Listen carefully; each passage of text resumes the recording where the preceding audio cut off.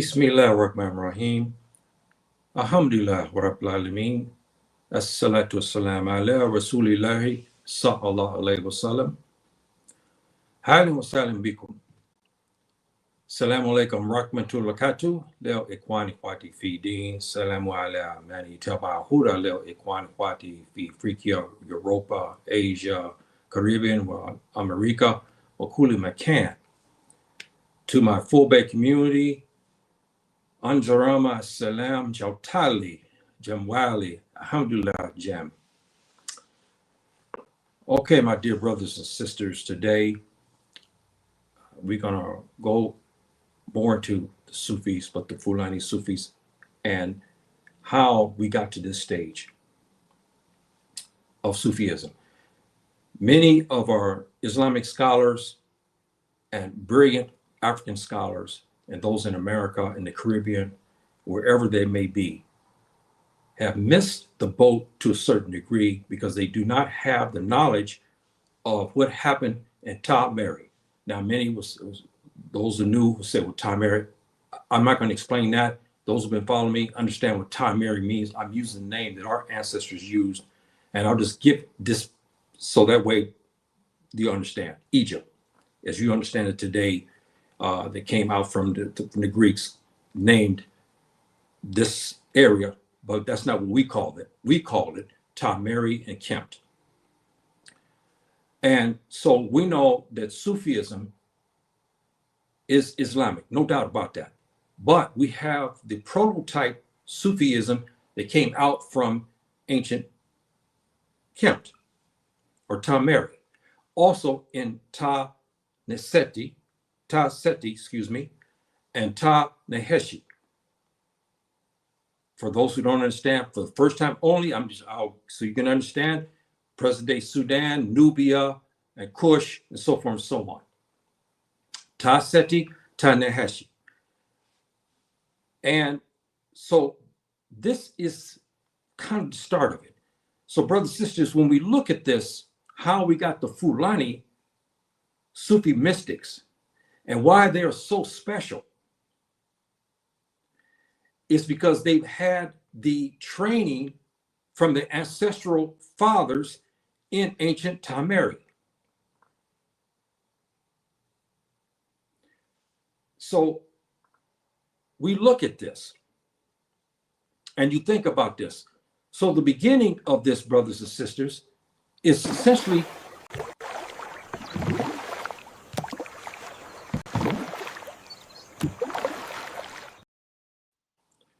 traveling up the Nile. This is the beginning of it all. It didn't begin in Ghana or Nigeria or Togo or Benin or Senegal or Mauritania or Morocco. No, it began in Kemt or Ta Mary. That's where it began. But our ancestors came from somewhere first.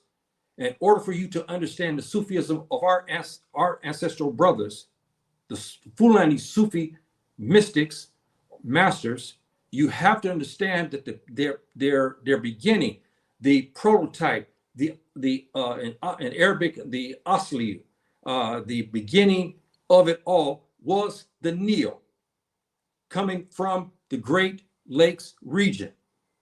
This is, I'm trying to find a map so you guys kind of get a better understanding. This region here, when you see the blue, this is the Nile. And all these waterways here, our ancient ancestors called this land Ta Nesha, see, meaning the Holy Land, meaning the Great Lakes. And all these Great Lakes fed into the Nile. All of these brothers, the Kemtiyu, you say, well, yeah, I'm new. I don't understand what Kemtiyu. Those who follow me understand what that means. But for educational purposes, Africans, Black Africans, we are known as Kemtiyu. Talking about the whole, Kemtiyu. When we're talking about one Black man, Kemti. We're talking about the land itself and maybe others. I mean, the land and the cultural icons we call Kemt, meaning the land itself, Kemt. Black lands, that's what they translate, but we know this part of it It's in contention by many of our scholars. But you have Kemt, then you have Kemti. That means person, black man. I see a black man over here. Somebody asked me, who is the man you saw the other day? He's Kemti right there, meaning that black man over there. If someone asks me a question, okay, how about, do you know these guys over here that you ran into the other day? I say, yes, they're Kemti. There they are over here.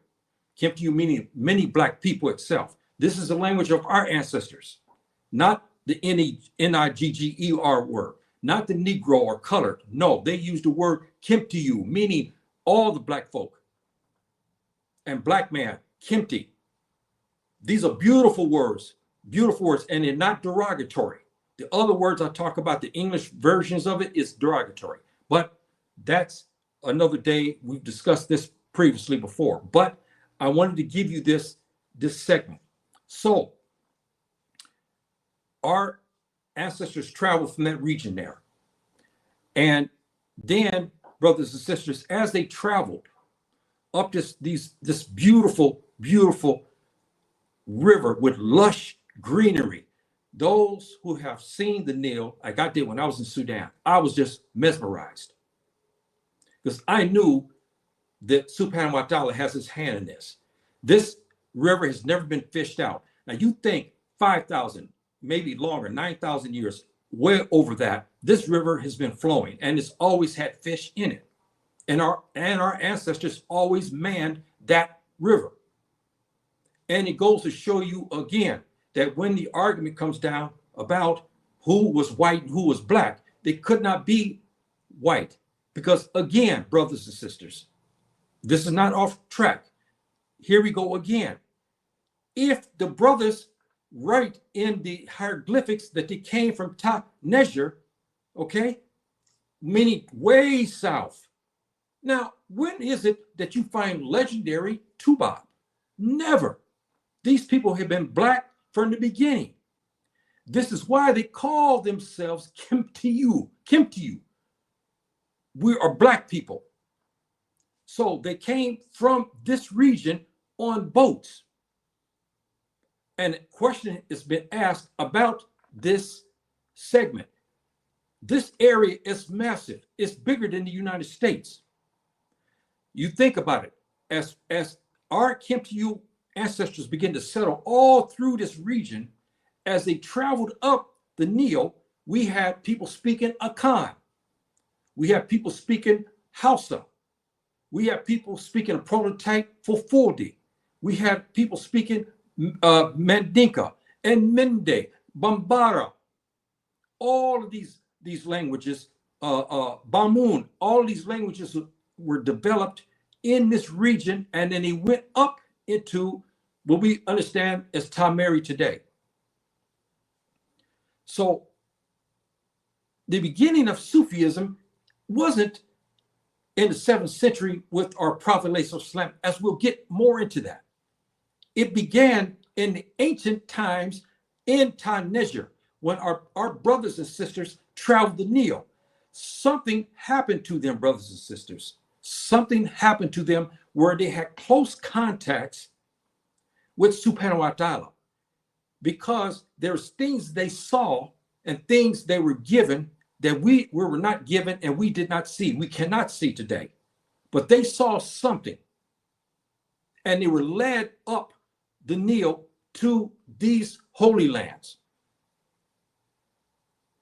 And in the meantime, as they traveled up the Nile, going to Tamari, going to Ta Neheshi, going to Ta Seti, going up to this region, they were given mysteries.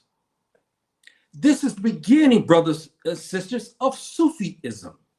It didn't begin necessarily with our Nabi alayhi salam. All of the prophets of old were given these mysteries and so forth. Some were given some, others were given a little. They were for general population, but our Nabi was given this for the whole world.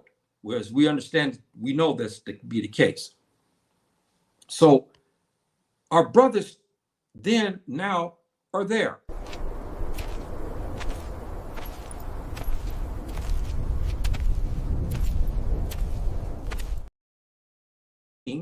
here in from their ancestors from Tamari. But we preface and go back towards it again in the old.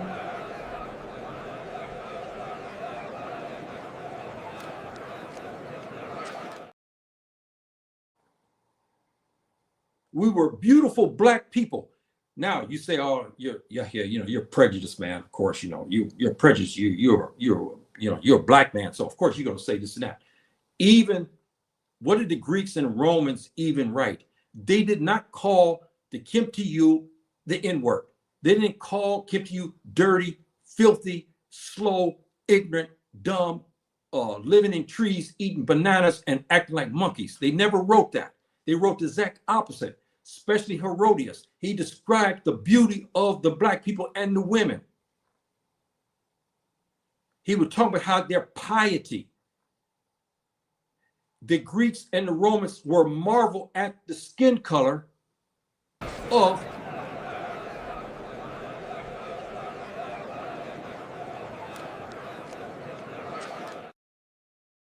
they were marveled at the beautiful coloring of our ancestors. And he wrote about this.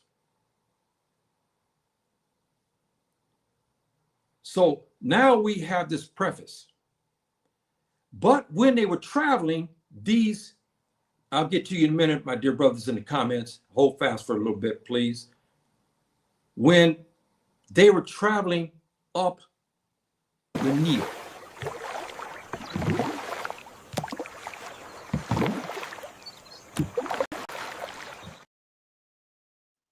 something happened to them, brothers and sisters, because they were given insights from the early beginning of this.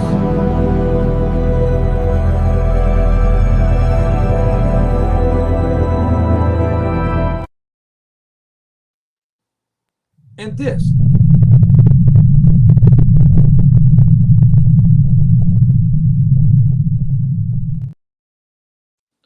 Culminating into this.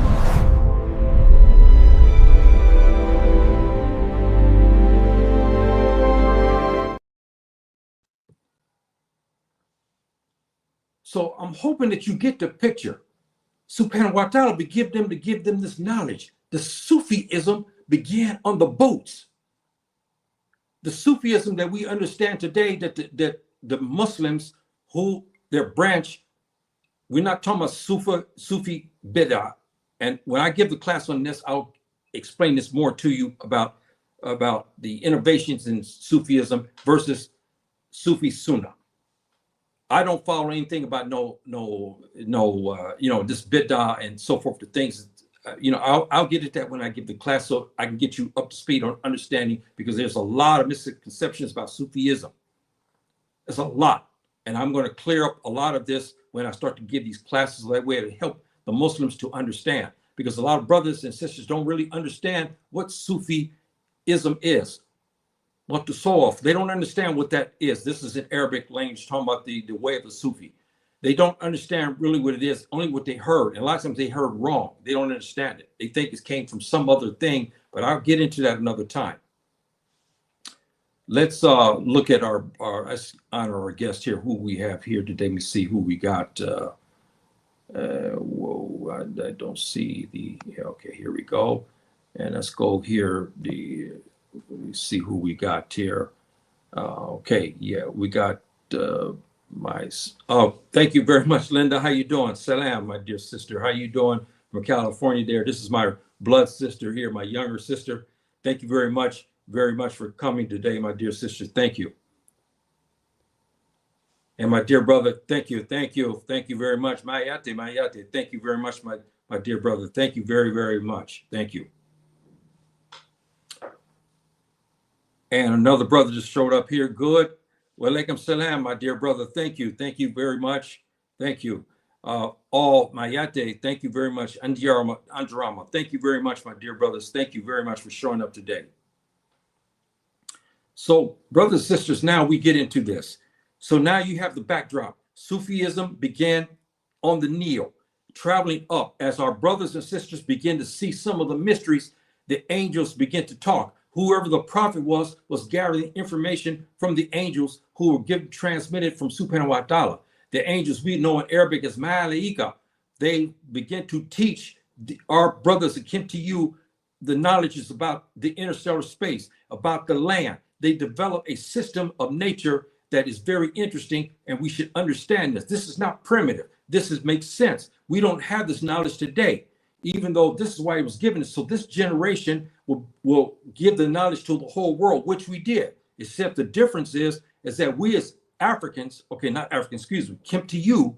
We have forgotten it. We forgot our brothers had this information. And the Tubab, we know as the Europeans and Americans today, okay, white, we call it Tubab or Tobacco. This in for Fulani language.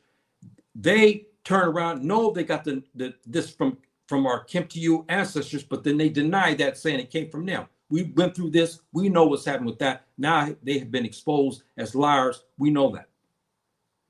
So our brothers and sisters had this knowledge, this prior Sufism. See, they had it. So now we go into this. So they left Tahnejer, the Holy Land, traveling with their families up the Nile, arriving in Taseti, Taneheshi, Kasha. Now, a little bit on the language as far as our ancestors talked. We'll get more into this. You know, Saturday, I got to mention too, my brother's not here yet, King Cam. He's not here. I'm going to be hosting a program with him. He's going to be the host, just to say. We'll be talking about Ka and Ba here Saturday. It's 5 o'clock, I think, Eastern, 5 o'clock Western. I'm not sure Western time. I think it is. Those who follow me, they probably already got a notice. I suggest that you guys please follow my WhatsApp channel. I have listed in the comment section, in the chat section, and then I always give updates there, and so forth and so on, so that you'll always be kept abreast. Because you're not going to get a lot of notifications from YouTube. It's just not going to happen. So our brothers arrived in Taseti, Taneheshi, and Kasha. Kasha is part of what we understand as Ethiopia. Even the word Ethiopia is not even from our ancestors. That came from the Europeans because they didn't know our language. This is their language. So they called us Ethiops, meaning the people burnt by the sun. Not derogatory, but they had to describe us. They called us that. But we've known part of this, especially later on in the later kingdoms. I'll get into that another time. The region to your northeast, they had Kasha. Now, you know something about this, brothers and sisters. You'll see my name here, Shabaka. As you heard me talk about this name, how is the designation? Kasha is part of Ethiopia, which we know our brothers and sisters who live in this region know it as Habasha. In ancient times, we known this part as Kasha, and there's other names, but I like to use Kasha because it's more representative of it. And this more or less came not from our ancient Kemetic brothers. It came further south for languages that were developed by our ancestors, especially in the 24th, the 25th, and part of the 26th dynasties of Tameri. So now you have this backdrop. Then the Sufism was nurtured in the mystery schools of Tameri.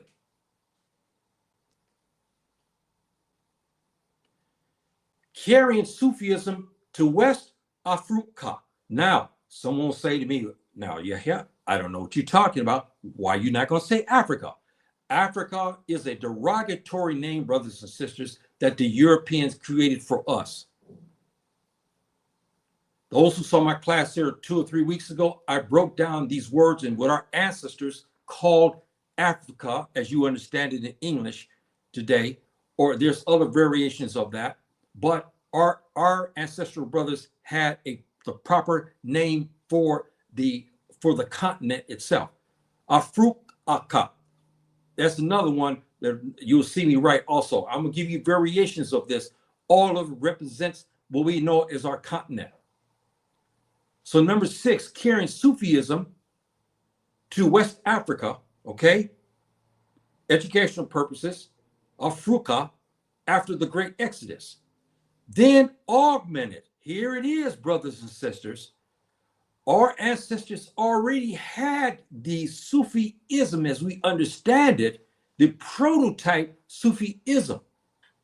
But it was augmented by Subhanahu wa ta'ala, the final of all the mysteries, and by our Nabi, alayhi salatu salam, and Islam, which gave the final augmentation for quote unquote Sufism.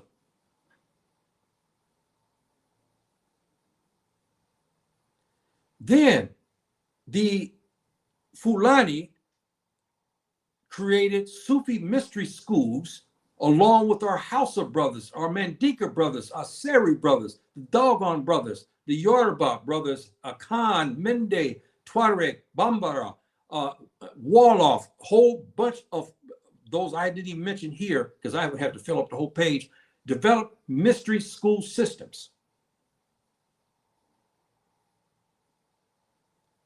By the 13th and part of the 14th centuries, it finally culminated in the teachings in Timbuktu. Now you have an understanding how the Sufism developed. Now we have two Sufisms. That's why you saw my caption. We have the Sufism that was developed by the Arabs, black Arabs, the white Arabs. They are Sufi masters, and our brothers in Pakistan. Our black brothers of Pakistan also developed a lot of Sufism and some of the things that we understand. But the African Sufism was different in many aspects. And one of the greatest of teachings of Sufism is here in Al-Maghrib. Many of you don't know that, but this is true. Many came to Al-Maghrib, Morocco in English, to be taught by Sufi masters. So the culminating of the teachings was Timbuktu. This is how we got to this point. Now, brothers and sisters, in Timbuktu, especially from 1400s to the late 1700s, as our brothers graduated from the schools,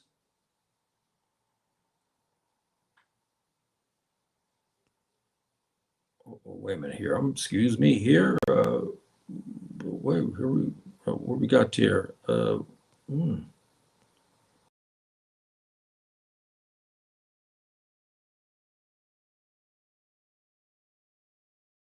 Stage. Okay, here we go. I'm sorry. Excuse me. Oh man, I lost my train of old man loses his train of thought when something happens. The 1400s to the 1600s, when our ancestral brothers graduated from the schools of Timbuktu,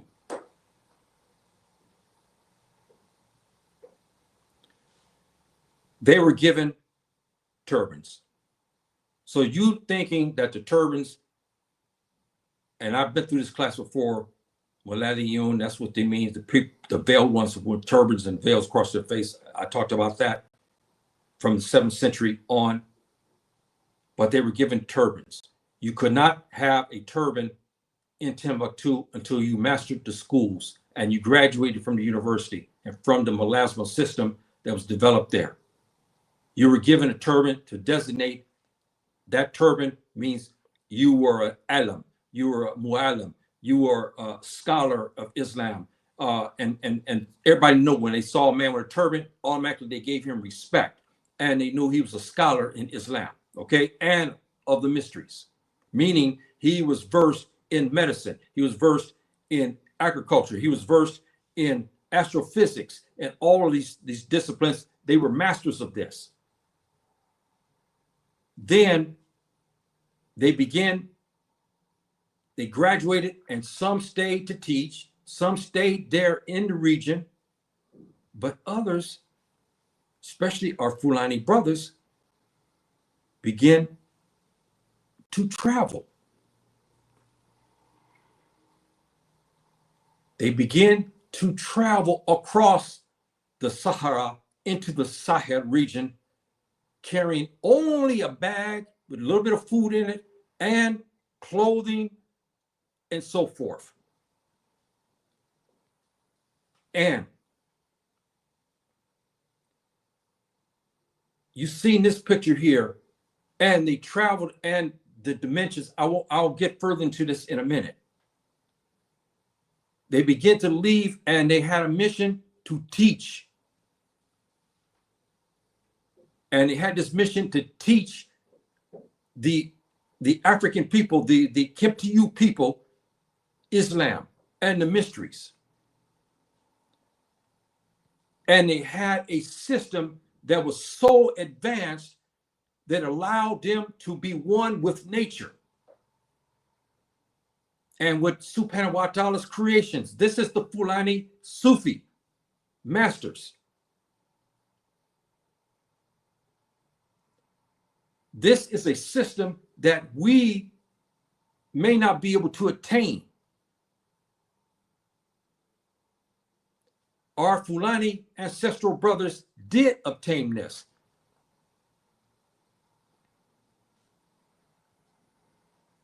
As they crossed, as they went across the Sahara, and they started to go further south into the Sahel region and into the coastal West Africa, they came across lions, hyenas, and other wild animals. They did not fret. They had no army behind them. They didn't have an AK-47 behind them. They didn't have a modern, they didn't have drones or any other weapons. They didn't have sawed-off shotguns and 45s and 9mm. They didn't any of that.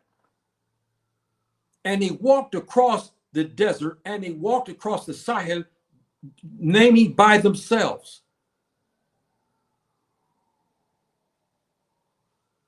And this is what makes it so interesting.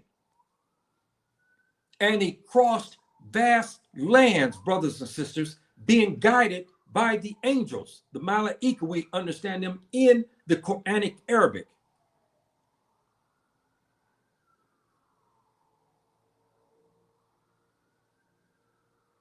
See, so now you have this backdrop, brothers and sisters. Let's go honor some of our comments our brothers have to say here. Okay, our brother here's here. Okay, yeah, my dear brother, wassalam, thank you very much. My dear cousin, thank you for showing up. Walaikum salam, thank you very much. And my dear cousin's greeting everybody. Thank you, my dear cousin, for showing up. Thank you very much. Mayate, mayate. Okay. So now we have this. You have a backdrop. I gave you how the Fulani Sufism originated from the Nile, going up. All of our ancestral brothers that became the Hausa, became the Mandinka, the Yoruba, the Akan, the Mende people, the Bambara people, the Siri people, you name it, all the way across the line. Tuareg people, the Amazigh, who were known as at that time as the Mazab people, and so forth and so on. And so then they had all of these begin to come, and they developed languages, and then this is why we have these languages spoken as we have it today. I don't know, brothers and sisters, I'm having a lot of interruptions here. This is my enemy, of course, you know, doing what they do best. As a matter of fact, I'm going to ask something, you know, here, because they've done something to change. Even they always go into my computer. Some mornings when I go to Federal Prayer, they know they shut down everything. This enemy is a devil. Is a devil. I don't know. In the Quran, Subhanahu wa Ta'ala calls him Ikhwani Shayatin. That's what he calls him. The brothers of the demons. This is what Subhanahu wa Ta'ala calls these kind of people. The brothers of demons. This is the words from Subhanahu wa Ta'ala. So me innani aqulu ma yuqul. I say what it says. I just said in Arabic language. Okay, brothers, sisters. Now you got a backdrop of this. You have the understanding now of our Sufi brothers. You have a kind of a how we got to this point and how they start to do these things.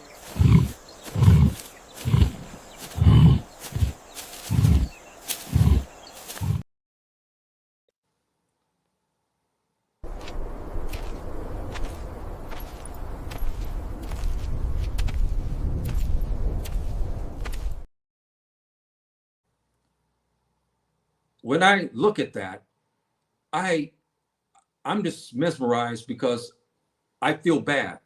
I even ask for forgiveness from Subhanahu wa Ta'ala in that I didn't know them. And a lot of times I have so much sadness in my heart because I did not know my ancestors. I didn't know who they were. And a lot of it wasn't my fault because I was born in the United States. I had no control of that. You know what happened, how we got there. And we were not given education. We were given the wrong education about our ancestors. I did not know who I was specifically until later part of my life. And even though it's not my fault, I still ask Subhanahu wa Ta'ala for forgiveness. Because I didn't have the education, so to speak, to honor our ancestral Fulani brothers. And I feel sad for that. When I now talk about them, because I lost many years, not my fault, but still I apologize, ask for forgiveness. Now I teach and give what they had.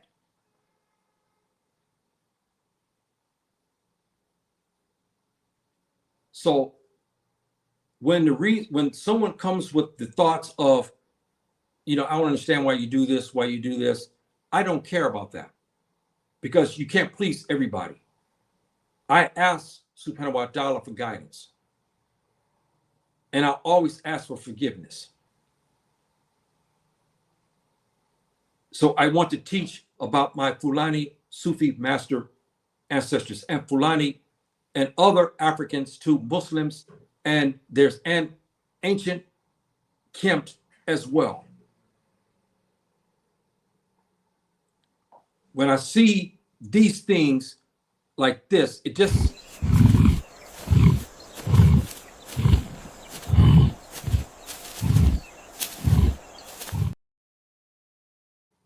it just is so mesmerizing to know that our ancestors reached this level of cooperation between themselves and Subhanahu wa Ta'ala's creation,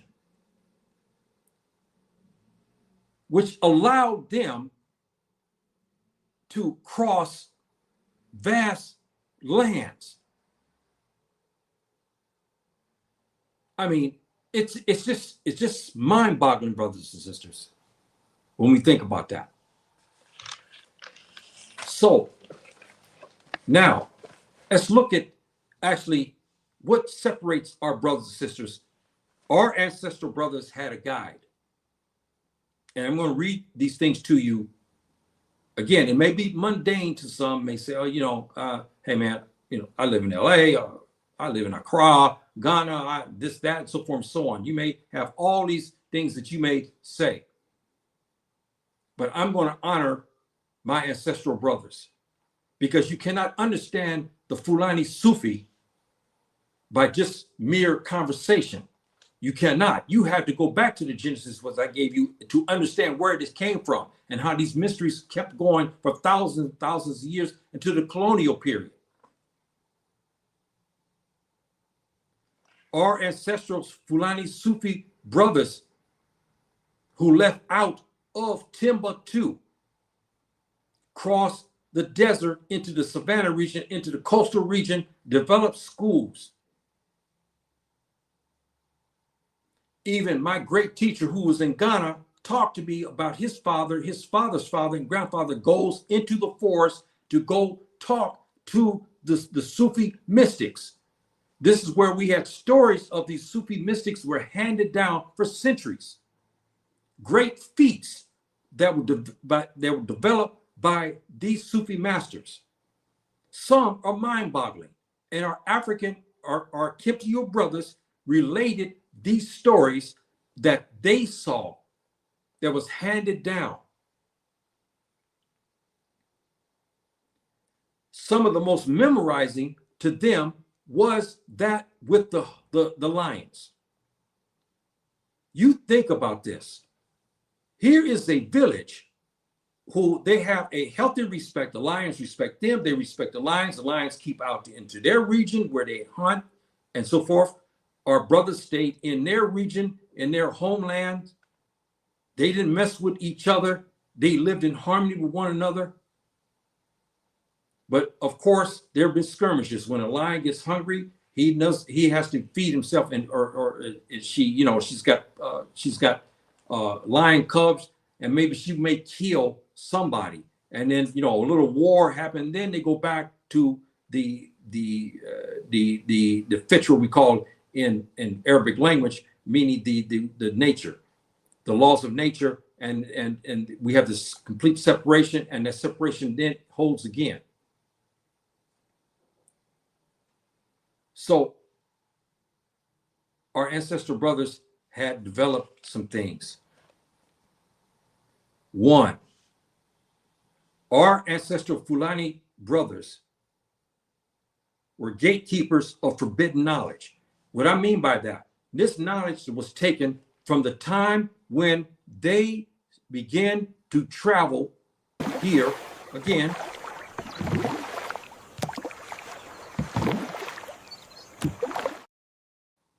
Up the Nile.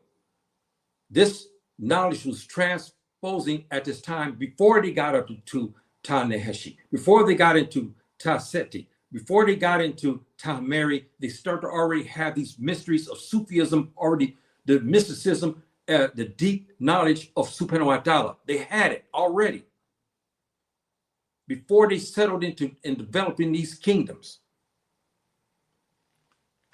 The second was the knowledge and the keeper of hidden dimensions. They were given some knowledge in prior times that allowed them, which carried all the way into the 1400s, cross to the early 1800s, of the brothers again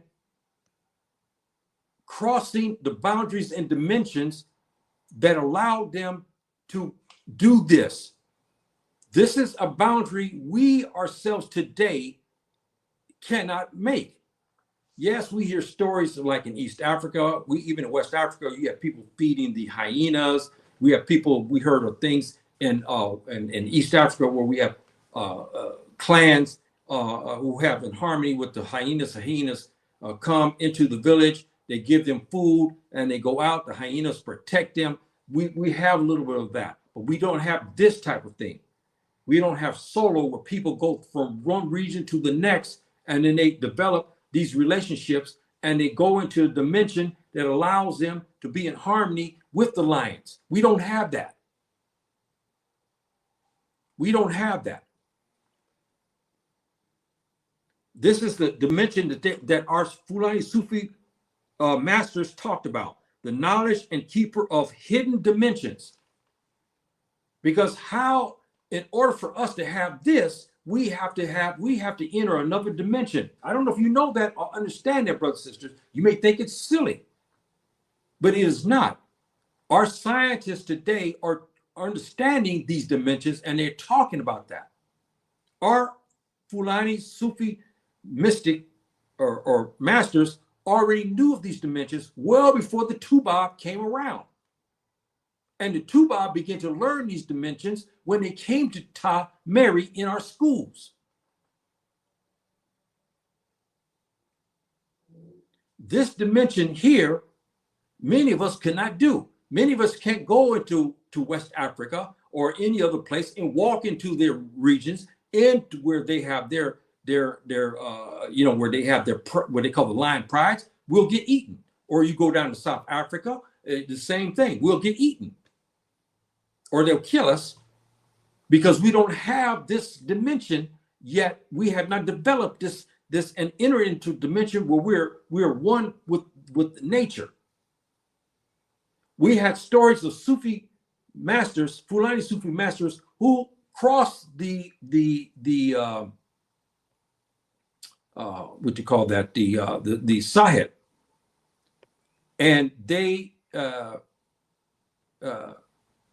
walked across the Sahel, and some said villagers, even my teacher talked about this in Ghana. He said some villagers will walk because they hear about a man walking through the savannah region alone. They are so mesmerized. So how can this happen? Because you don't do that without arrows and swords and so forth and so on, because you have wild animals. So they go to look out for who this person is. The word goes by drums or word of mouth that there's a person that's out there. When our Kemptiyu brothers from the villages go to find this Sufi mystic, they told stories of them walking across with birds on their shoulders and on their head, on their ima. They said some of the birds are talking to the Fulani Sufi master, and the Fulani Sufi master is talking back with them. These villagers passed these stories down. That's how I got the story in 2002, which I got 20 great stories. And they talked about, they walked across with birds on their shoulders. And they had other birds, they said, which protected them, meaning they gave them alert if they saw something that may be a danger to him. This is the dimension that our Fulani Sufi masters talked about. They said that it's that we have the knowledge and the keeper of hidden dimensions that allow them to walk through the Sahel and through the desert and go past the wild animals, go and sleep among them, sit down and pray and read the Quran and so forth and so on, and would not being touched. This is what our Fulani Sufi masters said. Third, they said even my English now started, even my writing is not good anymore.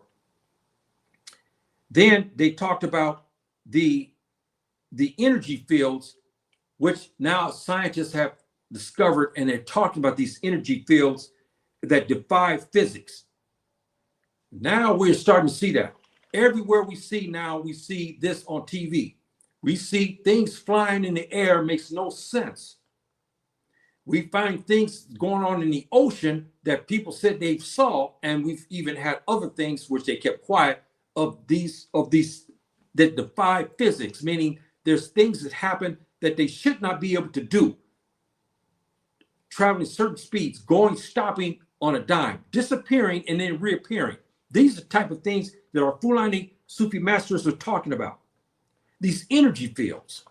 Subhanahu wa ta'ala again gave them this extreme knowledge that it doesn't make sense to us.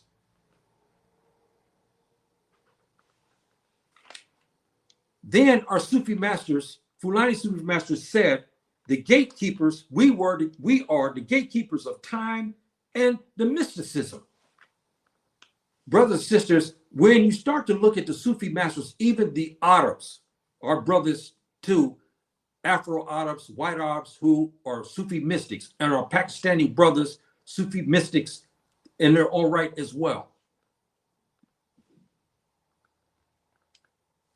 They were the keeper of mysticisms, of things that, again, don't make sense to us. And the gatekeepers of time, they talk about time and its relation, which we don't understand, because if you don't have the basics of physics and you don't have the training as astrophysicists, which I don't have, but I'm learning some of these disciplines. How I'm learning them? By looking at what our ancestors said, because before the Tubab go to Oxford and to Yale and all these other schools of thought, our brothers has already discovered this, and they won't admit it. But some of the Tubab, astrophysics will admit this. But we have one famous African-American astrophysics, when you see him all the time, I can't, what's his name? Can't think of his name. Light-skinned brother, looks Fulani too. I can't think of his name. He's always on TV and everything. I can't think, what's his name? Anyway, he came across some of the Fulani mystics and their teachings, and he said himself, he made a declaration after that, which blew him away. He said that the Africans, the Kimtiyu people, are the most smartest people in the world. Here he's an astrophysics, because he learned that when he was in school, all he knew was what they taught them, basically that there was Tubal. When he learned that someone gave him information about the Fulani, the mystics, he gave him about our Afro-Arab Sufi mystics, gave them stuff, gave him these information, it blew him away. And he especially said about the Kimtiyu, Africans, he said that we are the smartest of all people. Because he was so mesmerized that they already had this well before the Tubal had their Oxfords and all these, and Cambridge and Harvard and Yale and Brown, all these famous high-level education. Our ancestral brothers were trained in Timbuktu, but before that, they were trained here in Morocco. I don't know if you know that the oldest university is not in California or in New York or in Boston. No, it's not even in Brixton, England. It's here in Morocco. The Karawing is a big place, brothers and sisters. If anyone comes to Al Maghrib, you go visit the old town. You can get lost because there's how the city was built. It's designed to keep you cool in the summer and keep you warm in the winter. Very interesting. And then they have the university, which began in the 900s. So they were training even then. So we had all of this, brothers and sisters, all of this type of things. And let's see what our brothers here and have to say here. Thank you very much. Yeah, converse. Yeah, the earth in great speed. It is called, yes, cutting the earth. Yes, thank you, my dear brother, for saying that. But give us your salam, my dear brother. Okay, now we are Muslims and we're Africans, or even if you're other, you please give your greetings, my dear brother. Thank you. Thank you, my dear brother. This is him. Yes, this is him. He talked about when he received knowledge about what happened in Timbuktu and other places, it blew him away. He didn't know that. He didn't know it. This is him here. He did not know this because he was sitting high, because he's a great astrophysics, brilliant mind, a genius, okay? Genius. When he found out that our ancestor brothers had already had mastered all of this type of the astrophysics, all the stuff about the universe, about the laws of opposite that he had to study, and that he got from his professors, our African brothers and sisters, our Kimtiyu brothers and sisters had already had this knowledge. The laws, the laws of nature, okay, what is called the laws of opposite. We had this in Tom Mary thousands and thousands of years before Mr. Tyson went to university to learn this. The laws of opposite is land, water, air, and fire. I don't know if you know about this. You think about this. This is very interesting that our ancestors developed this thing. They was given this knowledge from the Malaika, the angels who got it from Subhanahu wa Ta'ala, who gave the order to teach this to our ancestral brothers. The laws of opposite, brothers and sisters, you look it up. Water, land, fire, and air. These four. Very, very interesting. Very, very interesting. And our brother says, yes, Carl Wynn was built by a princess. Yes. Thank you, my dear brother. Yes. And there's a famous, beautiful masjid that was honoring one of our Fulani ancestral sisters. I don't know if you know that is here in Al Maghrib. The Fulani people have been here. The Fulani people have been in Al Maghrib since time immemorial. And you have to understand that. So it's not something new that suddenly you think the Fulani people. That's why most Moroccans today, even though they're very pale in skin color. Many have Fulani ancestry. They have it, it's there. So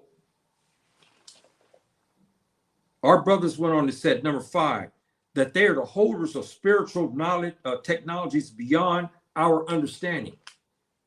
Meaning, brothers and sisters, meaning that they had understandings about, especially the interstellar space, about the universe. Example of this, our doggone brothers of Mali, which I have some heritage of that, expressed about the universe. And they told about there's planets near the Earth. Now, in the 1800s, when the Europeans heard about the doggone people, they laughed. They said, you can imagine the bad words, the words that we understand in America and Europe too, that they describe us as, when they heard that these black people had this extreme knowledge. I can imagine what these racist Tuba historians thought. So they came down to visit the doggone people in Mali. And they got their butts handed to them because they begin to teach them. They start talking, give you just briefly, as you heard me talk about this in class, they start to give about the planets very close to the Earth. Of course, I can imagine the Tuba astrophysicists, they laugh and giggle. Yeah, no, we have telescopes now. We don't see anything. But Subhanahu wa ta'ala told us in the Quran that he will allow things to be seen on his command.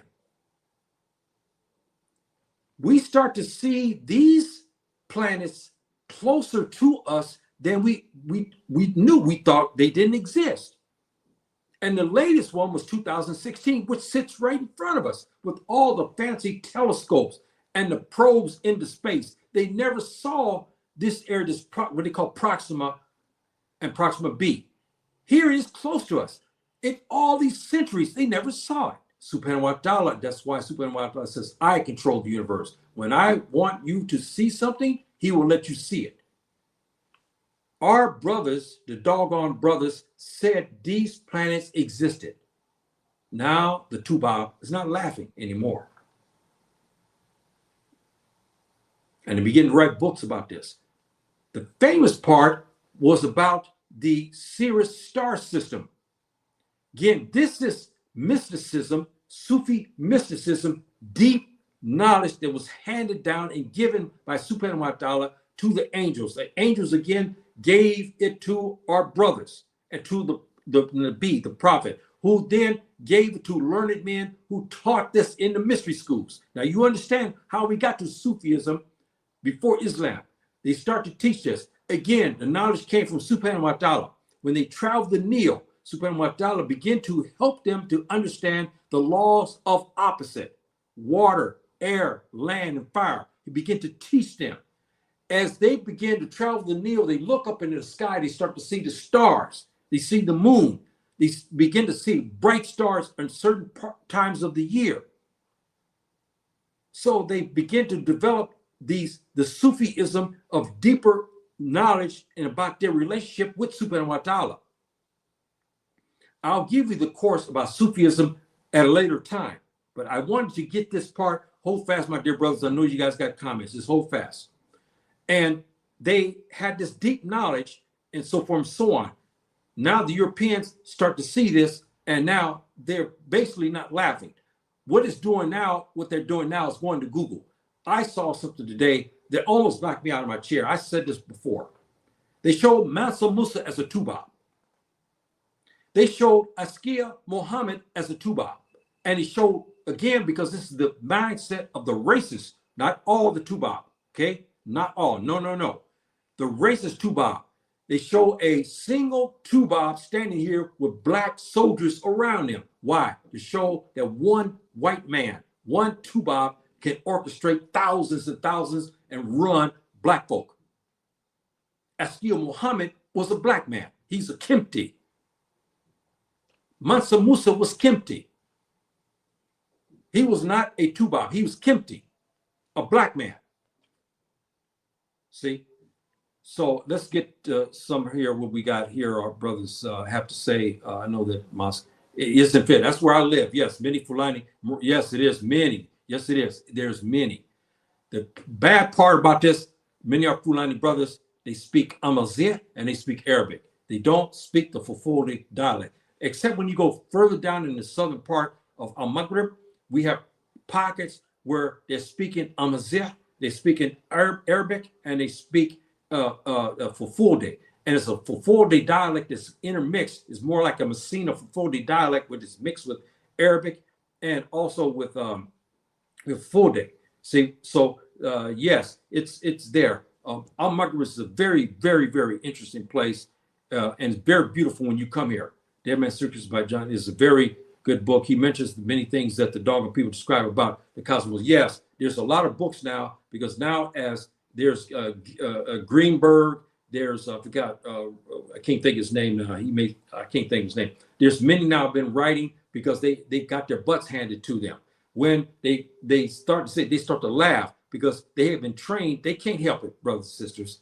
Their own professors and their historians, just like we were taught. When I went to school, was there anything good they said about our African continent? No, they only showed us as slaves. That's when our history began. They showed us in trees as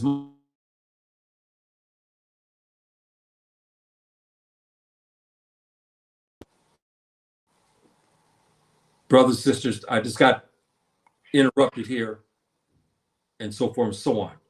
They're doing everything they can, and I'll say something in the Arabic language, and my brothers understand this. Hasbi Allah wa ni'mal wakil alayhim,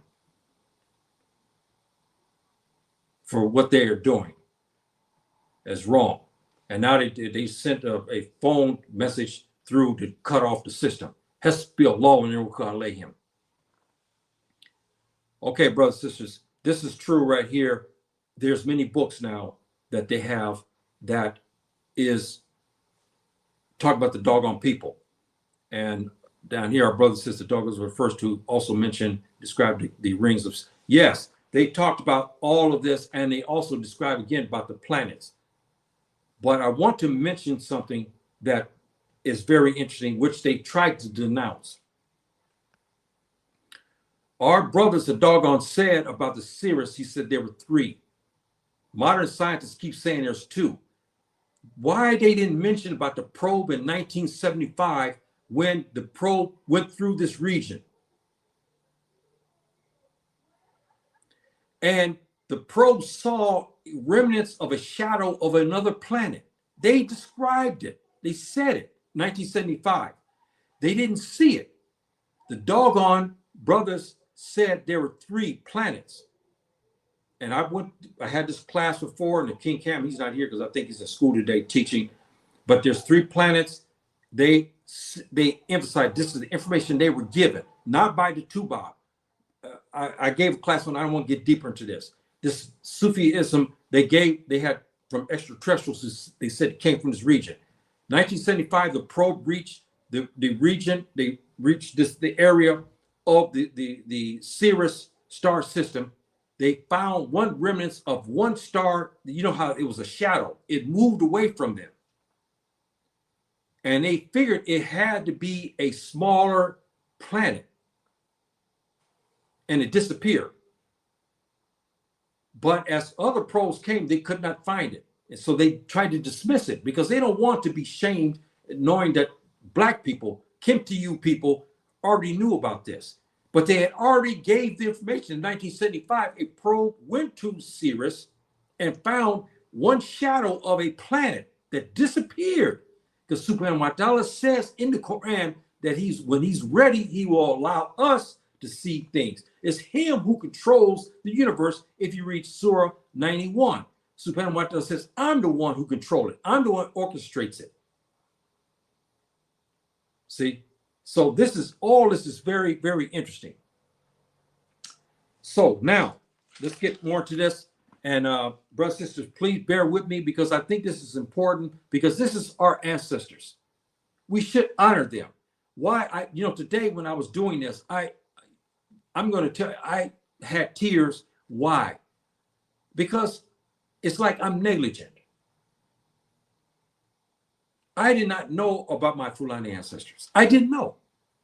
And it's like I shamed them. Like I did something because our Fulani ancestors, those, especially our Muslim ancestors who had got a lot of knowledge, these Sufi mystics, as you see, and others, and those who are in Mary.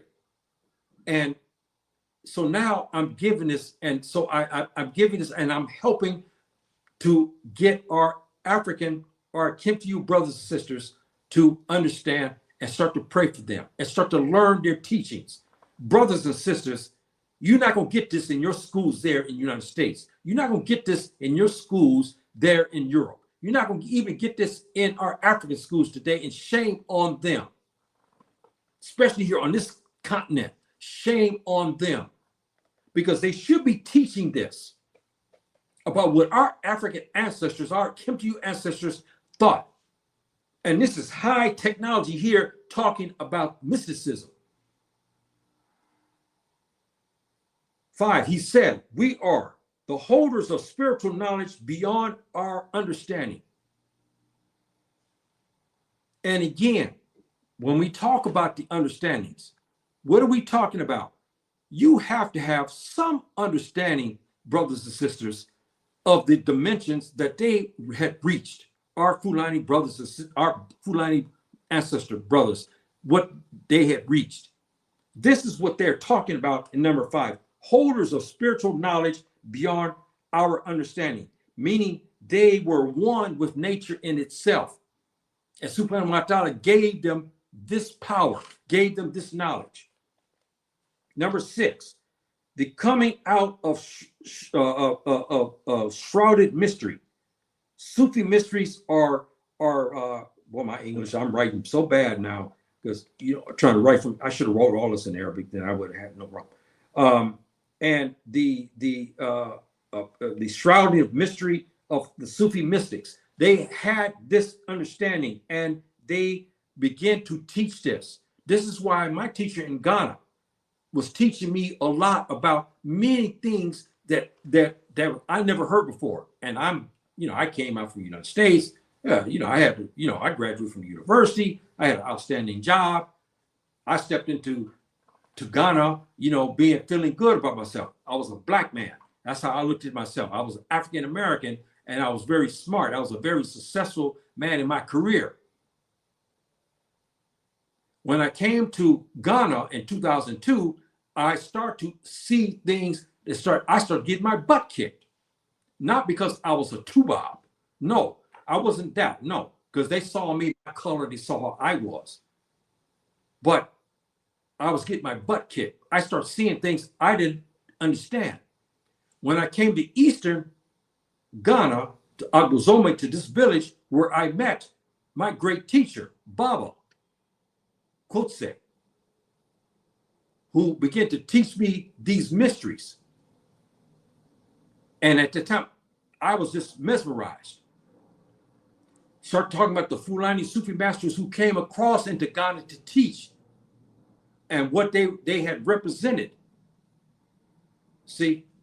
So brothers and sisters, we had a lot of history and a lot of knowledge and education here that nobody teaches.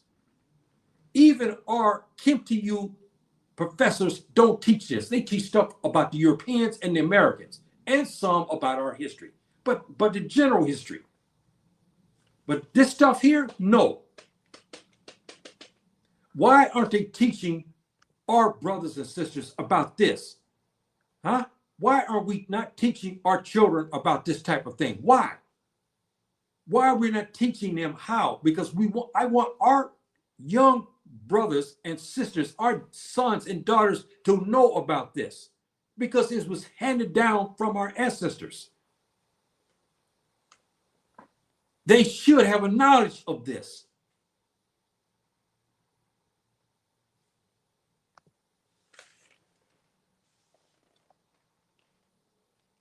Now, number 8, the hidden knowledge of they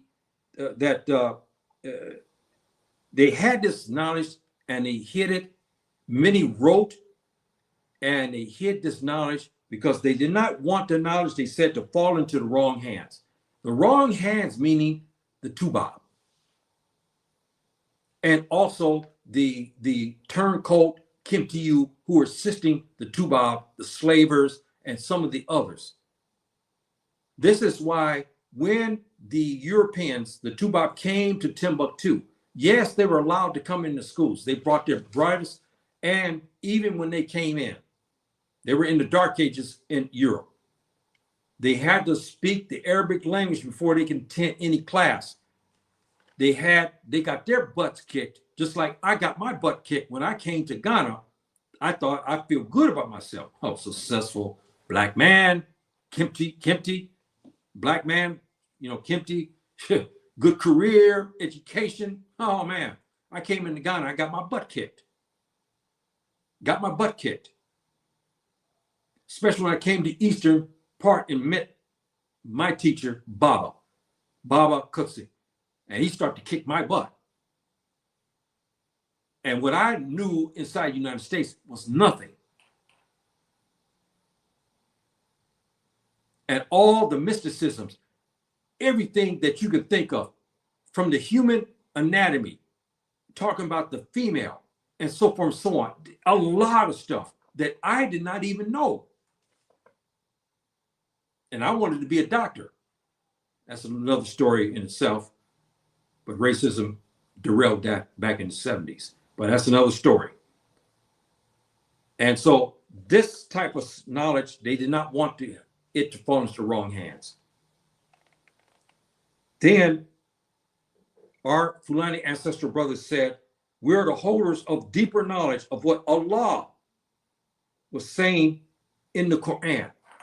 So they had this deep knowledge. They understood that Subhanahu wa ta'ala created the universe and it's him who controlled it. Our ancestors understood this and they preached this.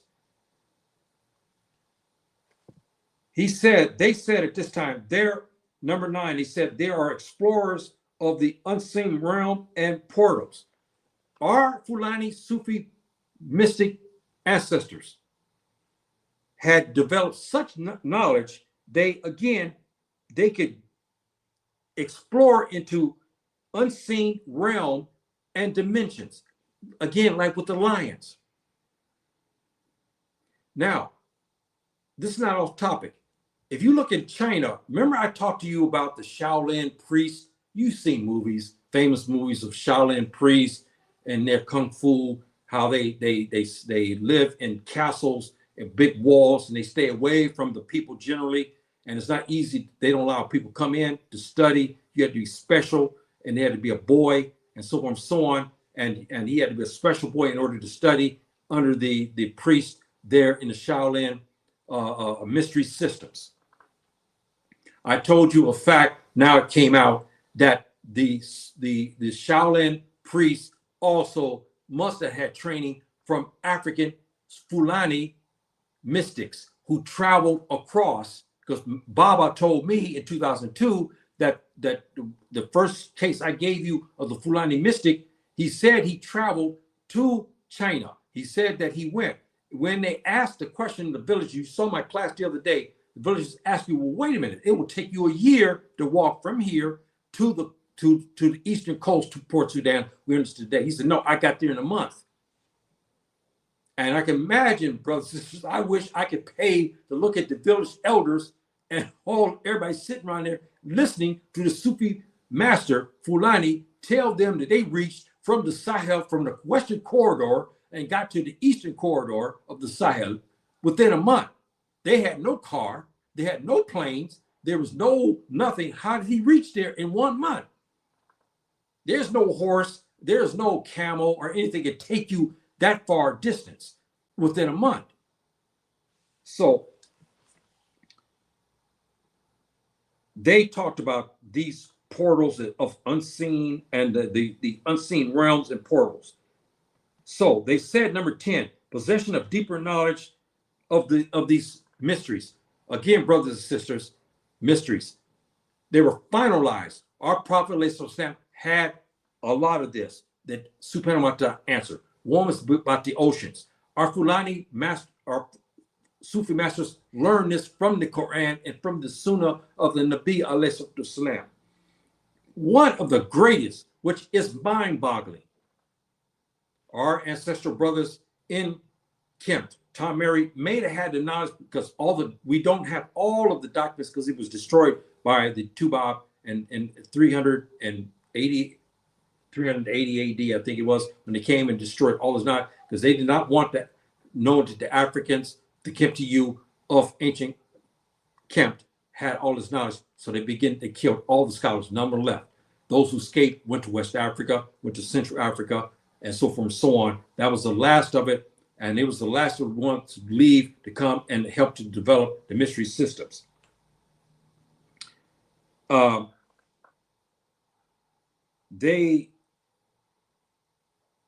deeper meaning of this, the deeper meaning that our Nabi talked about that he got of the oceans. And it's not off topic because the master Sufi was our Nabi of the mysteries, of the deeper knowledge. Our Nabi had this because he was given the last message and he was given the answers to many of the mysteries that many, even of our Fulani Sufis, could not answer. And he said that because you had to get this a lot from our Nabi, who sold up all of the other mysteries, like the oceans. Certain times of the year, brothers and sisters, if you go down to Cape, what do you call it? Cape Coast? What's the name of that Cape down? It's at the last tip of South Africa, I can't think. Certain times of the year, you can watch the Pacific and the Atlantic. You'll see them when they meet, they stop. They do not mix. And scientists have found this out. They do not mix. I've talked about this many times. Our Fulani mysteries, our Fulani Sufi masters talked about this as well. They don't mix. The sweet water in the streams that leave the land go into the ocean. They don't mix. The sweet water does not mix with the salt water. It doesn't. See, so these are some of the things that we've talked about. Number 11, the revelations from Allah through the angels, some say from extraterrestrials. Now, our Fulani masters were kind of vague on this. They said, yes, Subhanahu wa ta'ala gave us through the angels gave them knowledge, and this knowledge was taught. But we also have Fulani Sufi mystics who have deep knowledge that said that they had contacts with extraterrestrials. That's why the doggone had all this knowledge, because here is poor village. Here's a poor people who are living in desolate region of Mali without instruments, and yet was precise about the universe, was precise about the planets of our universe, were precise about Sirius, star system. They were precise talking about their planets around us. And now we start to discover, the last one was 2016, it's right around the corner. How? All these 200 years or more with telescopes, they never found it. We sent probes all over through the interstellar space. We never saw it. Until 2016, we found what they call Proxima B, which they said, believe there's life on it now. That's what they believe, because they said they see artificial lights, and there's a whole lot of discoveries talking about this now. 2016 was finally discovered. Interesting. 12, they believe that the universe is a veil of something far more advanced and beyond our understanding. Our Sufi master said that the universe that you understand, and now even Mr. Tyson, Neil deGrasse Tyson, talks about this also. The universe, we may be living in a bubble, brothers and sisters. We may be living in a black hole in itself that's protected. And to enter into this solar system, you had to have special permissions, or you had to have special knowledge in order to enter. But even the great astrophysicist Neil deGrasse Tyson talks about this issue. So the teachings, again, about the extraterrestrials, they said that gave them, even we know in ancient Kemet, they have murals showing them going into interstellar space on spacecraft, and spacecraft coming with extraterrestrials in it, landing in Ta Mary. We have that on murals. See, so that's interesting in itself. Let's see here, we got our brothers. Okay. Cape Town. Thank you, my dear brother. Yes, Cape Town. That's the name of it. Yes, thank you very much for that. Because I forget a lot of times all these the names of everything. Sometimes this thing happens. Thank you very much, my dear brother, for that information. Thank you. Okay, now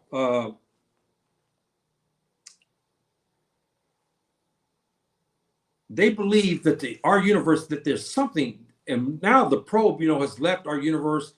They are now finding things in the universe just some of it's outrageous, and they're showing colors that are just mind-boggling. The universe and outside of our universe, it's the colors that this spacecraft, what they call it, I forgot, the Voyager, I think it's called. I took these pictures. Beautiful, beautiful, beautiful, beautiful pictures, colors that are just far more beautiful than anything we see on this earth here. This in the outer space, it's incredible. Okay, brothers, sisters, now number 13. The Sufi knowledge, they said, has hidden, forbidden, and has been cascaded, even though more astrophysics confirm many of their teachings. As Mr. Tyson, our African-American great astrophysicist, he talks about, he even has some of it, not all of it. This hidden knowledge, brothers and sisters, and forbidden. There's things of forbidden. I won't even touch these books. There's some books that have been written that are so forbidden that I don't touch them. I won't even discuss them. Now some have come on YouTube. If you want to go into that, you can. I don't look at it. I won't go into it. I leave it alone. I'm going to tell you why. Because as a Muslim, it is dangerous. Because the Sufi, and I'll get into this when I have my class, want to show off is right on the borderline, because our prophet was that. But he was in the right direction, and he stayed within the Sunnah and the commands of Allah. Many of our Sufi mystics of the past, I'm not talking to Fulani, but the others, the Arabs and others, they got knowledge and begin, like Shaitan, start to guide them in the wrong directions. So this is why the Sufism is frowned upon, because it can hurt you if you do not understand things. And I don't want to read these books because they're so forbidden. Now, we're not talking about pornography, brothers and sisters. We're not talking about killing and terrorism. We're not talking about how to commit fraud and defraud a bank or steal money from people. We're not talking about some way to make bombs and kill innocent individuals. None of that. We're talking about forbidden knowledge that is so mind-boggling. That's why they don't want to teach this. And now these books are surfacing that was written by many of these masters. I won't touch them. For I'm afraid that they could damage my iman, talking about Islamic. That's why I don't touch it. These are by Sufi masters. Some of this deal with time and other things. I don't touch those books. I won't read them, and I won't have them here in this house. I won't even look at them on YouTube or anything else. I won't. I stay away from them. You can find them there, brothers and sisters, on YouTube. I won't even mention their names, but they're so controversial, and many scientists, especially the world Tubaab governments today, are aware of many of this. They don't want you to know it. I stay away from that. I teach this. I talk about this. But this type of knowledge here that's in these particular books, read by many of these super masters who were Arabs. Some were Pakistani. There may even be Fulani as well in that. Wrote some books that this knowledge, the deeper knowledge, is just off the charts. I won't touch it. I'll leave it alone. I won't even mention it here.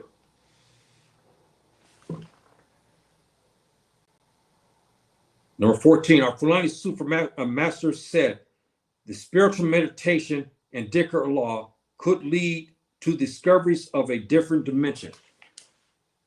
Brothers and sisters, have you ever noticed something? I'm talking about the Muslims here. Have you ever noticed something when you're in a room alone, especially in the early morning or late night, and you're making dhikr Allah like this, okay?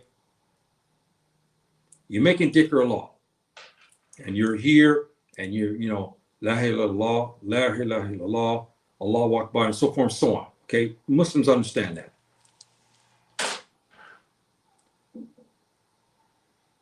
Sometimes you'll leave your position that you are in. I don't know if you guys understand this. I don't know if you experience this. You're making dhikr, and you're making a lot of it. You suddenly leave your position here, and you lose time. This happens to me quite often. I'm making dhikr. Here, I'm making dhikr. And when I come back, so to speak, I lost 30 minutes. And I'm not sleep, snoring, or falling on the ground and like that. But I'm in some type of thing. I don't understand what it is. And I talked to my wife many times about this as well.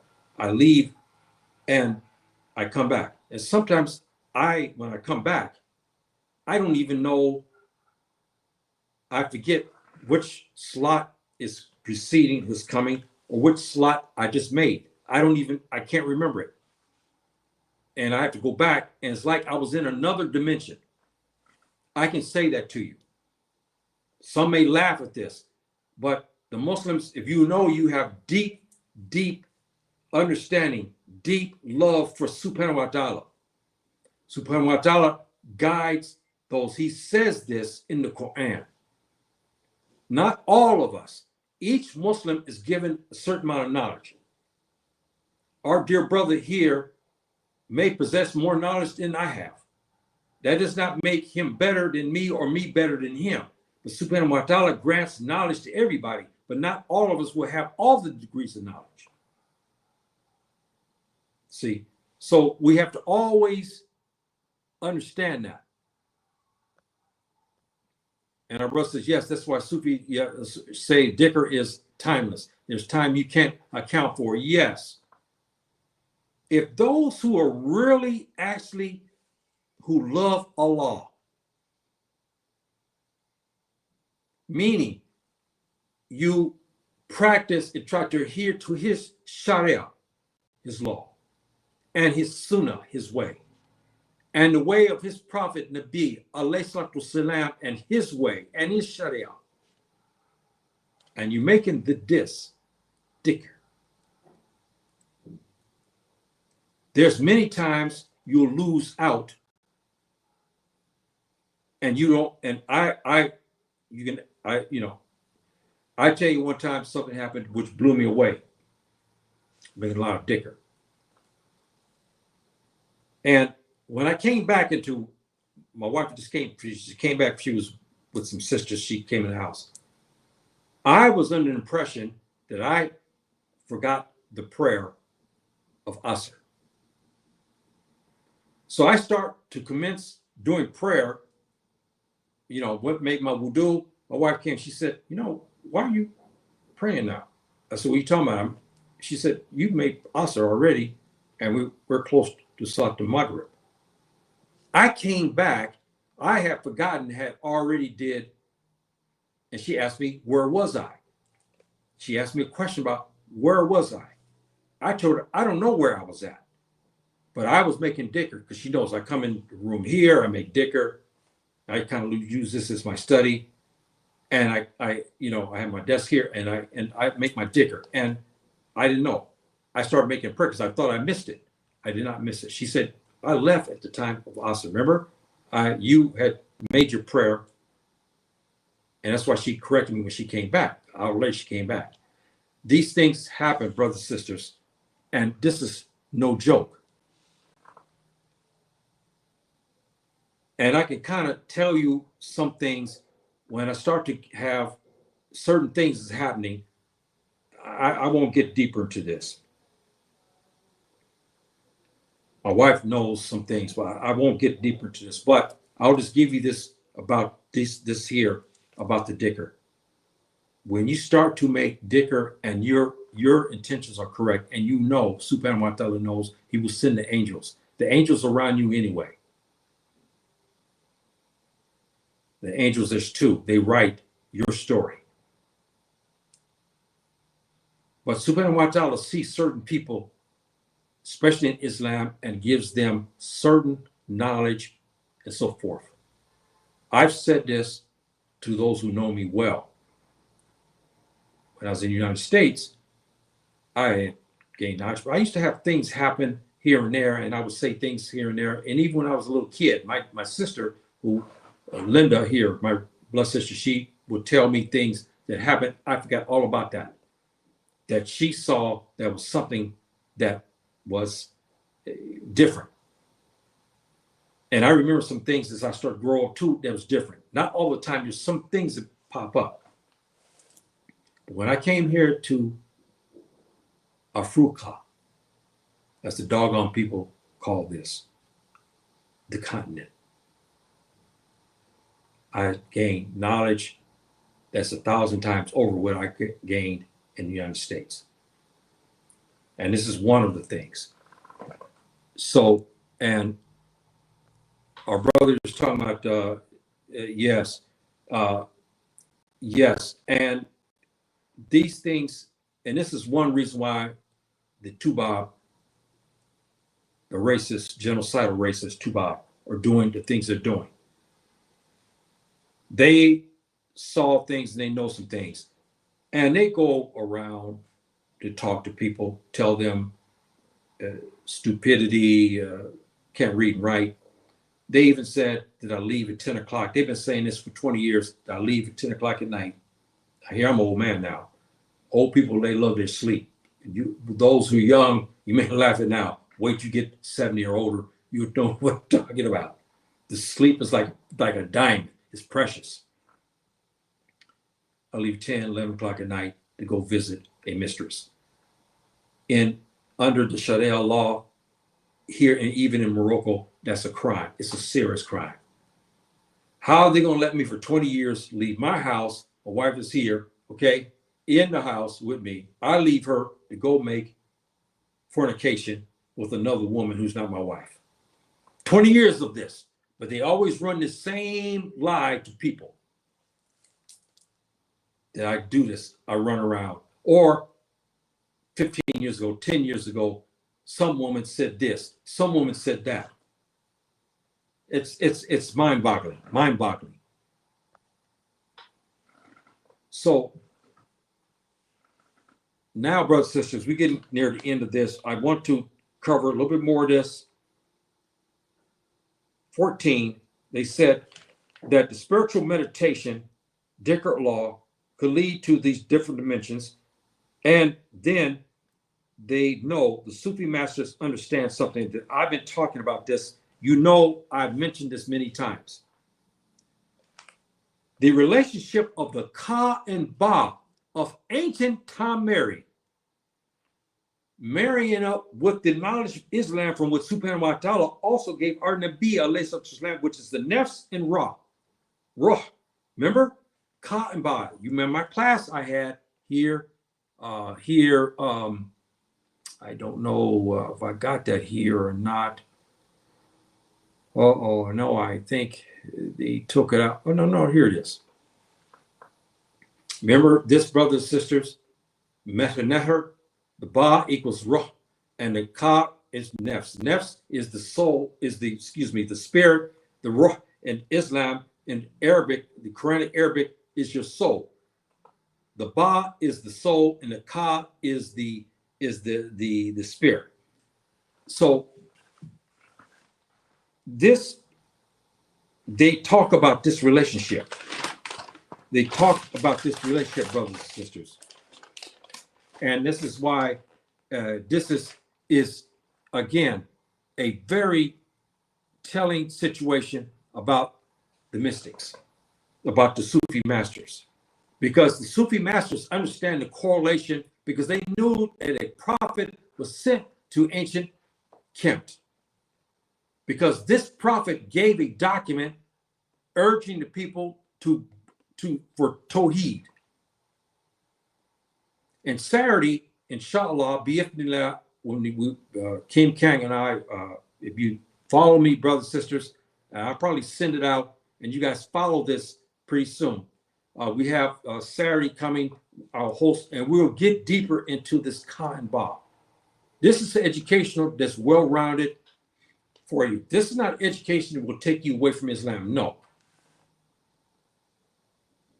But give you understanding of our ancestral brothers, how they believe, and they had Tawheed.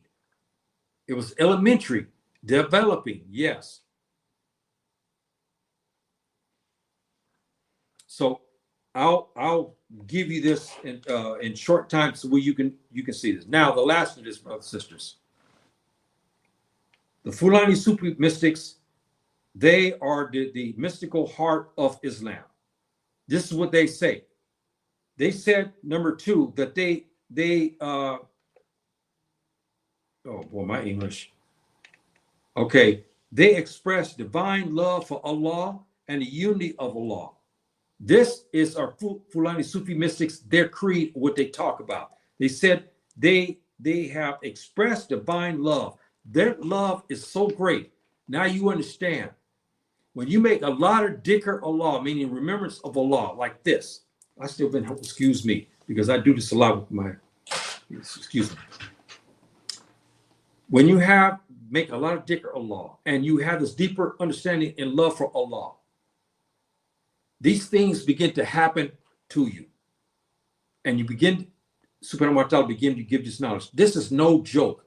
Our Fulani ancestors, I'm starting to discover this element myself, as you heard me talk about.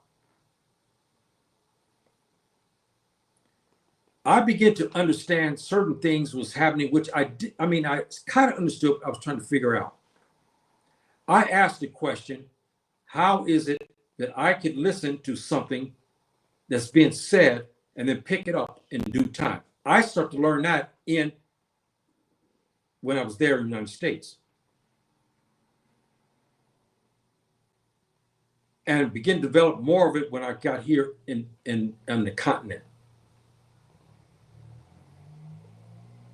One was the Russian language. It's not taught in our schools. You can find it in the university level. I never had anything to do with it. Hebrew, Japanese, some parts of Cantonese, Thai language, Spanish. All these languages start to pop up. I'm just giving you this, brothers and sisters. This is another reason why these wicked people trying to shut me up, because they know certain things is going on and they don't like it. Because the worst fear for them is an educated and mystical black man, Kempty. They don't like that. You know that. What do you think about Malcolm al-Hajj? They don't like that. See, they don't like that at all, because it destroys their narrative, because they don't want it known that we have intelligence, that Mr.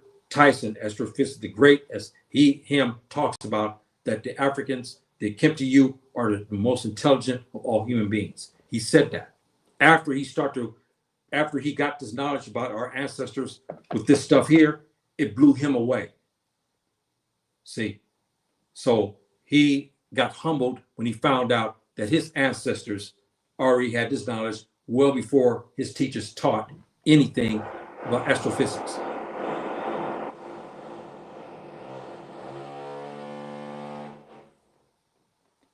See, now they're trying to do everything they can to disrupt my thing here. They're working outside here and they want to do that.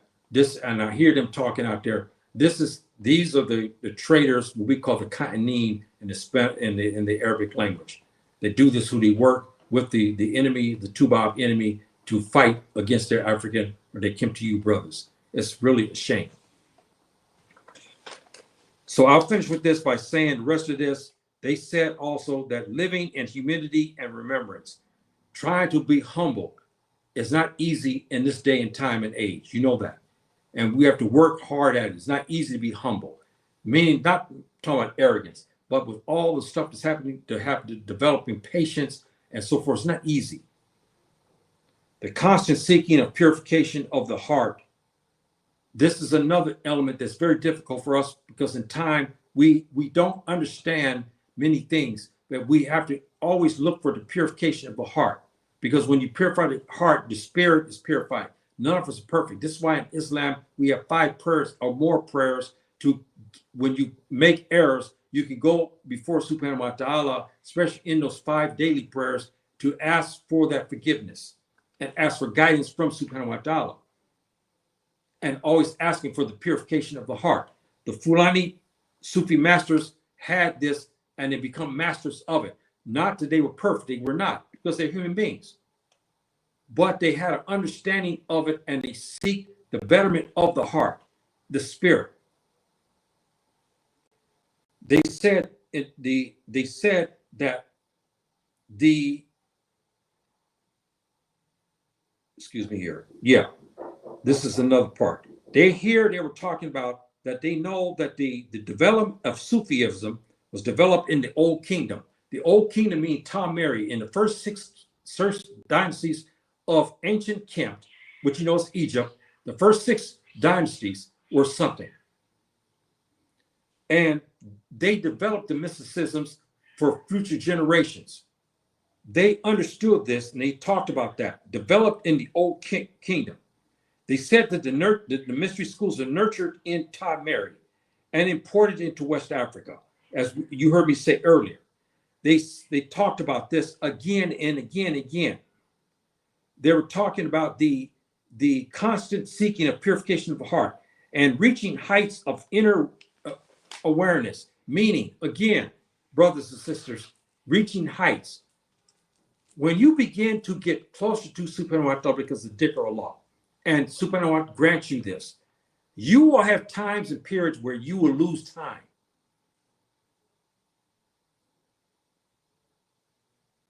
See, and then you will understand what I'm talking about if you granted this. This doesn't happen every day. I'm not saying that, but if you are granted this part of the mysteries, you will lose this time. It's not that you lost the time, but you have entered into another dimension. This is why when you leave and exit that dimension, a lot of times you have forgotten or you don't know what dimension you have went into, which I didn't understand. And I start to understand more what was happening with me. And that day, my wife, when she came, because she left at the time of Asr prayer, which is a late afternoon prayer, we had prayed. I started to make my dhikr Allah, and I lost this part. When I came back out of this dimension, I thought I was still back at Salat al-Asr. I started to pray it. When she came in the door, she had went to visit with her friends. She came in the house. She asked me what I was doing. And she said, you already prayed Asr. She looked at me with bewilderment. She started to look. She said, wow. She said, what happened? And I told her, I said, look, I've been making dhikr Allah. She started to see these things. And there's other things she started to see. I won't get into that. That's between her and I. She started to see a lot of things also about me. She started to see some things. And there's not only this occasion, there's some other occasions too that happened. And I didn't know where I was at. And I came back. And I thought that Salat, the last prayer had already commenced. And I was wrong. It's 1 hour before. I had other times where I left the dimension. I thought I was asleep. And I had missed the hour of the last prayer. I had gone. And when I left that dimension, I didn't know. I looked around. I knew I was back here. I said, well, but what time is it? And I lost the time. These dimensions happen, brothers and sisters. And this is why I talk about this issue of the Sufis. And I'm hoping that you got something out of this today, as long as usual. But I hope that you got something out of this. And you can understand some of the things now is happening with me as well. Our brother talked about this issue here about the knowledge and experiences, and also about the making it, and this timeless that you lost, you'll lose it, and this happens, and this dicker is timeless. It is, and you lose. Not everybody, but you have to reach. If you ask Subhanahu wa Ta'ala that you want this deep love for him,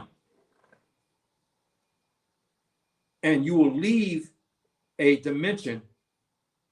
You can't ask one day and say, hey, you know what, I want to do this and that. It just happens naturally when Subhanahu wa Ta'ala grants you this. And sometimes it's so scary to me that I'll look around, and I still have my prayer beats here, but I'm trying to figure out. And then I come back into the senses. And then I had to kind of think in my mind. So, okay, where am I? Is this like the Maghrib now, Isha? What? And I had to really think. And I'm hoping, brothers and sisters, that if this happens to some of you here and who will see this in the future, please write me and tell me about this, because it's mind-boggling. I never had this when I was in the United States. I recently started to have this. It started about 6-8 months ago. And I started to have this a lot, maybe a year. But now, recently, more frequently than any other time. I started to realize there was things happening when about a year and a half ago, when I told you where I was living previously, I had the stray dogs who run after everybody, always angry, upset when they see the people because they've been beaten and been mistreated. These dogs, we call them street dogs, in the United States, because they live in the street, they're born in the street, they live in the streets. And they wait for the generosity of human beings to give them food. And in this area, brothers and sisters, it was in a beautiful area, nice area. When I start to have contact with these dogs, and then they start to have their puppies, it became about 10 of them. I started to develop a relationship with them. And I would give them food and so forth. People say, well, that's what it is. But then they start to see other things. My wife could attest to this. It got to the point where I had one beautiful dog. There was a German dog that somebody brought here, or she was a generation, beautiful red wolf. She's a wolf, came out from the forest of Germany. She's red color. I forgot the name of it. It's a long name in German. I can't think of the name of but they're red. Can you believe this? The hair is red. Beautiful dog, beautiful. She was like the matrix of all the other dogs. She was like the elder dog. She was respected. She would come to my house, and when she heard the adhan, which is the firstborn, she would howl. And the other dogs would start howling too. They said that when they do that because they see the angels. This is what they said. So she would come to my house, she would howl, and she would sit there and wait for me to come out. I swear to you, brothers and sisters, this situation, and I have video of this, and they took a lot of, I don't know if I still got it or not. They might have threw it. But I would go, and these dogs, she would lead like a wolf pack. I'm in the middle, and they're surrounding me. Because many times, because where I live, the master is about a mile long, and there's wild dogs all over the place. People can attest that, slept to fetch this way. People carry rocks and sticks, because dogs can attack you at any time. And there was a lot of wild dogs out there on the streets.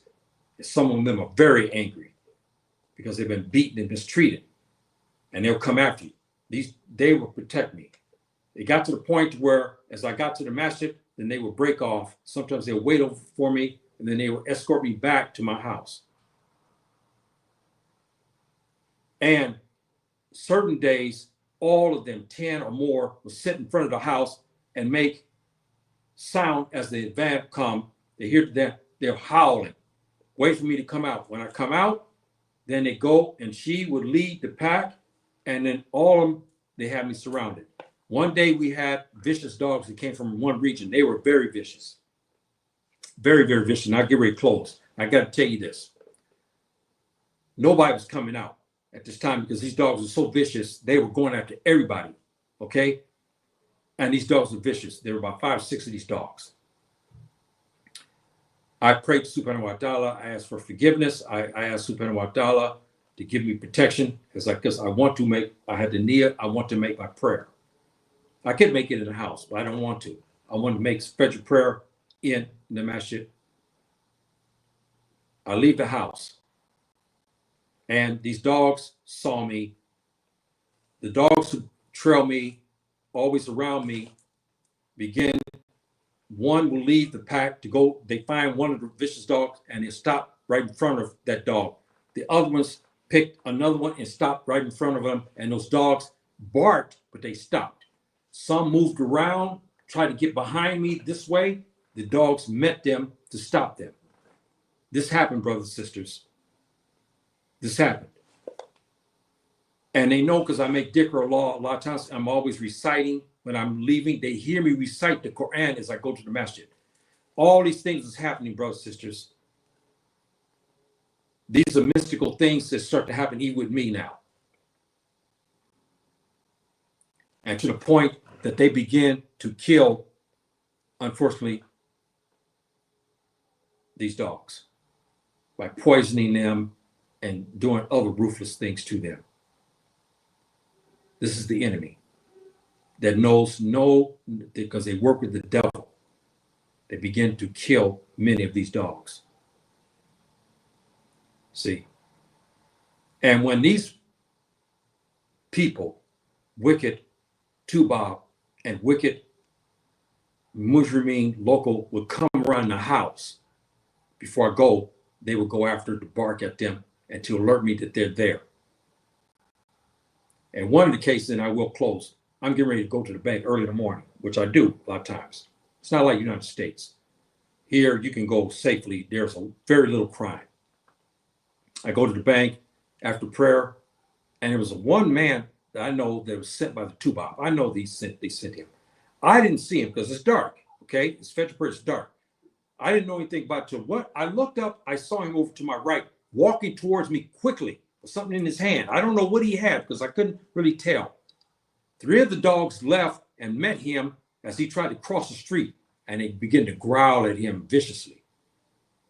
He saw them, he began to run off. I didn't see them. I didn't see him because I got near the bank. I didn't think it was dark. It was a dark area there. He come running out from that, coming like he was coming towards me. I don't know what he had in his hand. When he got closer, I saw he had some kind of like a stick. I didn't know if it was for me or for the dogs. But why would he come walking?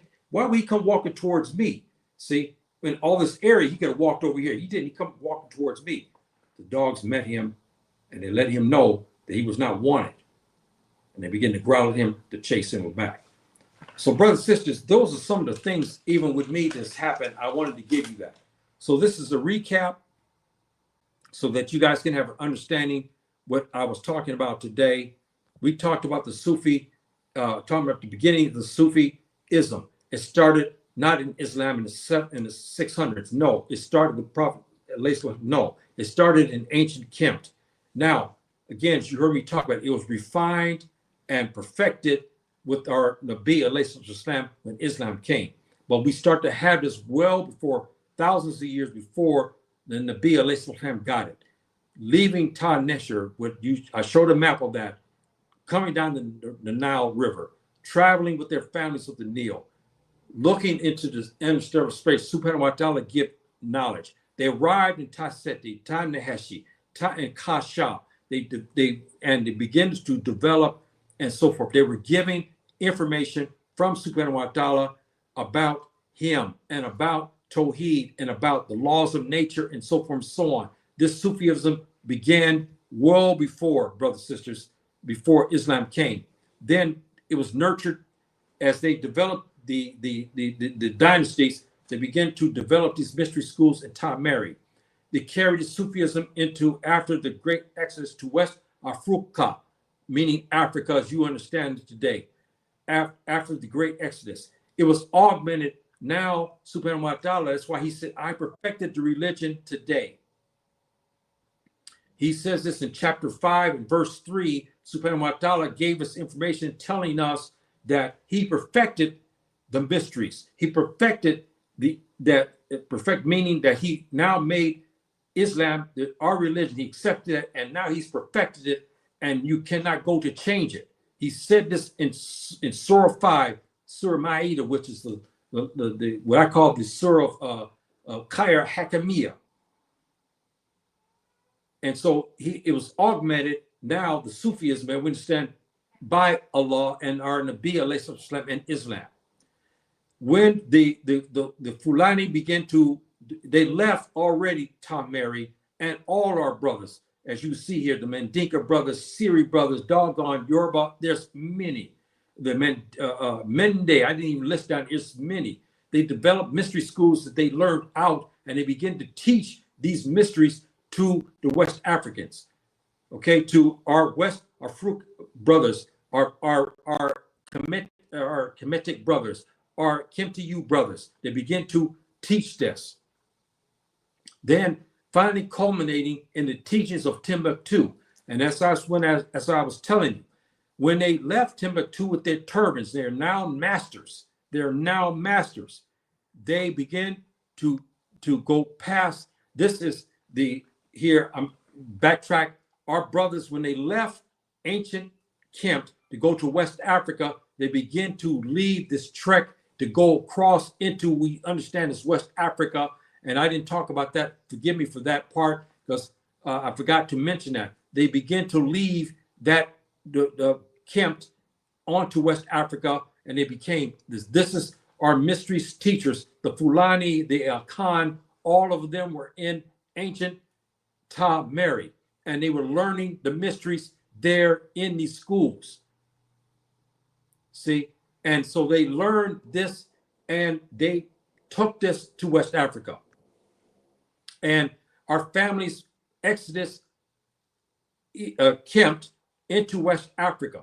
We know this is the case, and they had these teachings, and these teachings were taught. That's why it was culminated by the teachings in Timbuktu.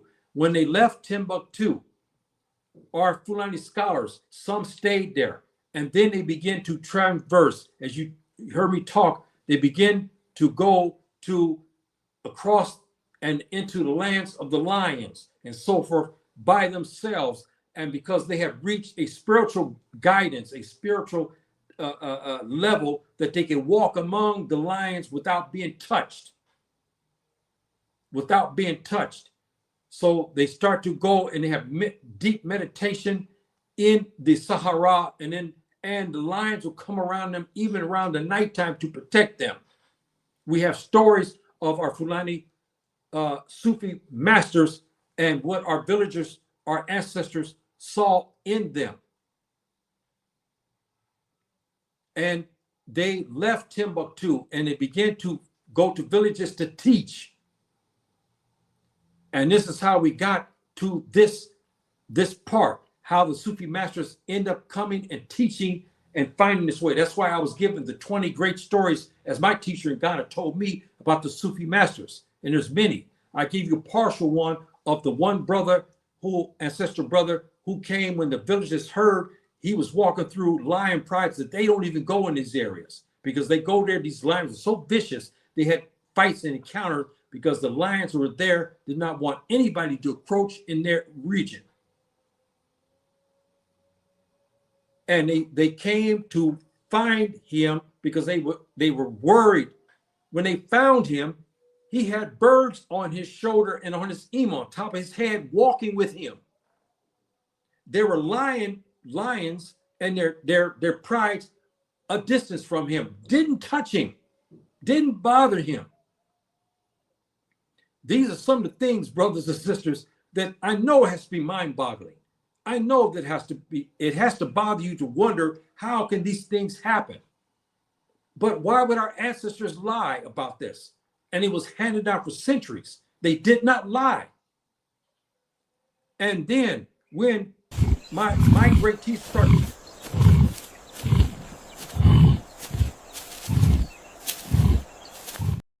had no name for him.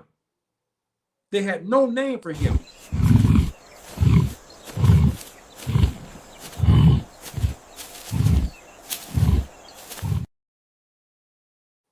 This great Sufi master, they didn't know his name. They only knew what he said. He said, I'm here now, but I came from the past. That's what they knew him as. He didn't give the name Muhammad or Ahmed. He didn't give the name for the name of Bahri. He didn't say, I'm Ahmed Baba Fulani or Yahya Shabaka Fulani. He didn't give anything. He said, I'm here and I'm from the past.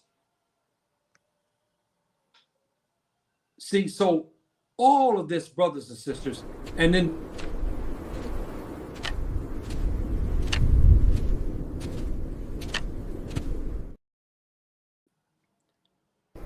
alone,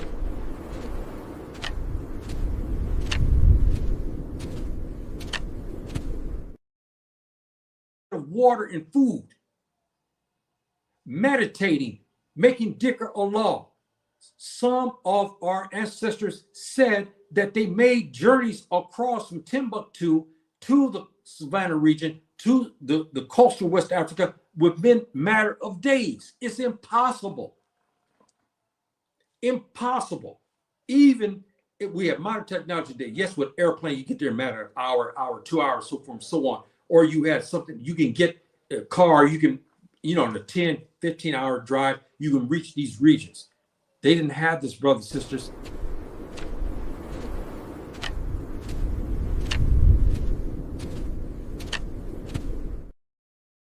They didn't have that. And they made a trek, and they got to these regions in time that our Kim-to-you brothers and villages couldn't understand. They only recorded what they saw. And this had to be mind-boggling.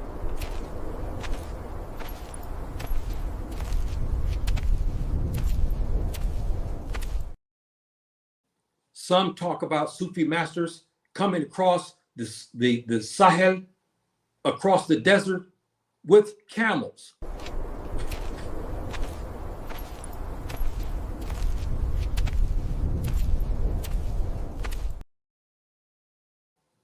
Some said the camels were stray camels.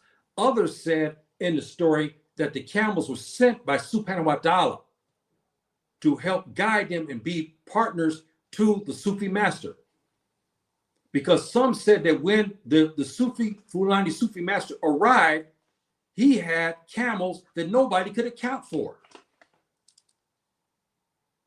And when they asked the Sufi master, why did these 10 or 20 camels follow, he would smile, or he said they were sent to him. That's right, brothers. That's right. He said they were sent to him. And when the villagers found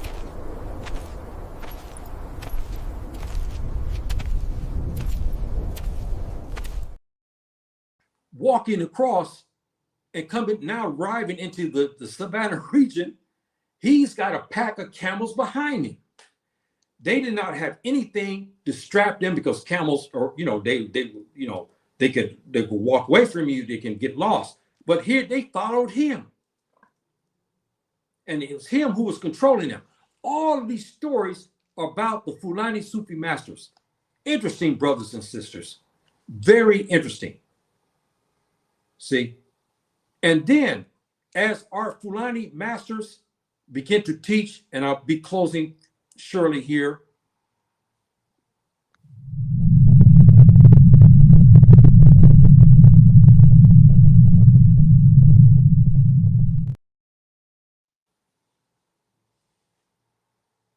the interstellar space and the stars. They begin to teach again about that.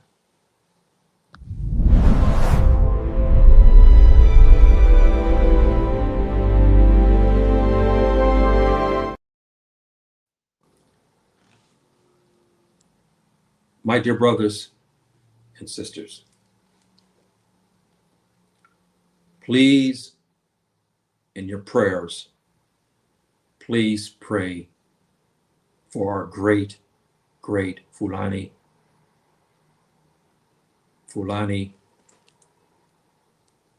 ancestors who are so pious.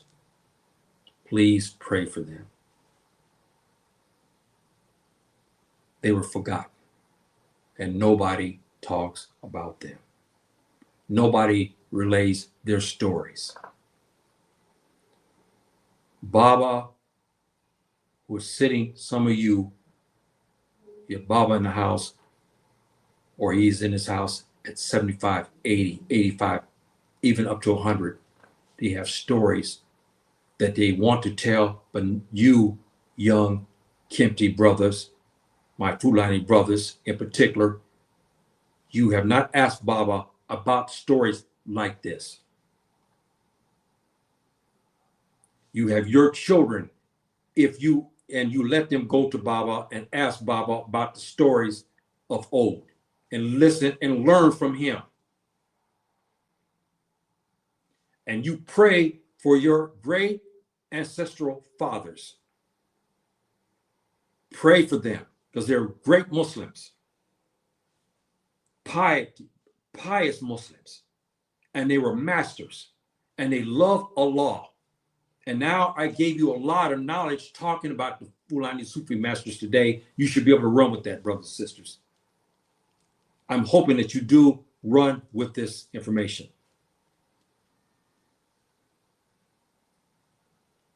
Because it's important that we know about them. So again, brothers and sisters, I'm hoping today you have something. I'm hoping that you got something out of this and you learned something about the great Fulani Sufi masters who made them distinguished. I gave you their laws. I gave you what they believed in and what they had learned from the mysticisms and what they got from the angels and what was taught to them. I gave you this information for you to understand that. I gave you about some of, again, this week, about how they traveled across great distances by themselves. Sometimes only carrying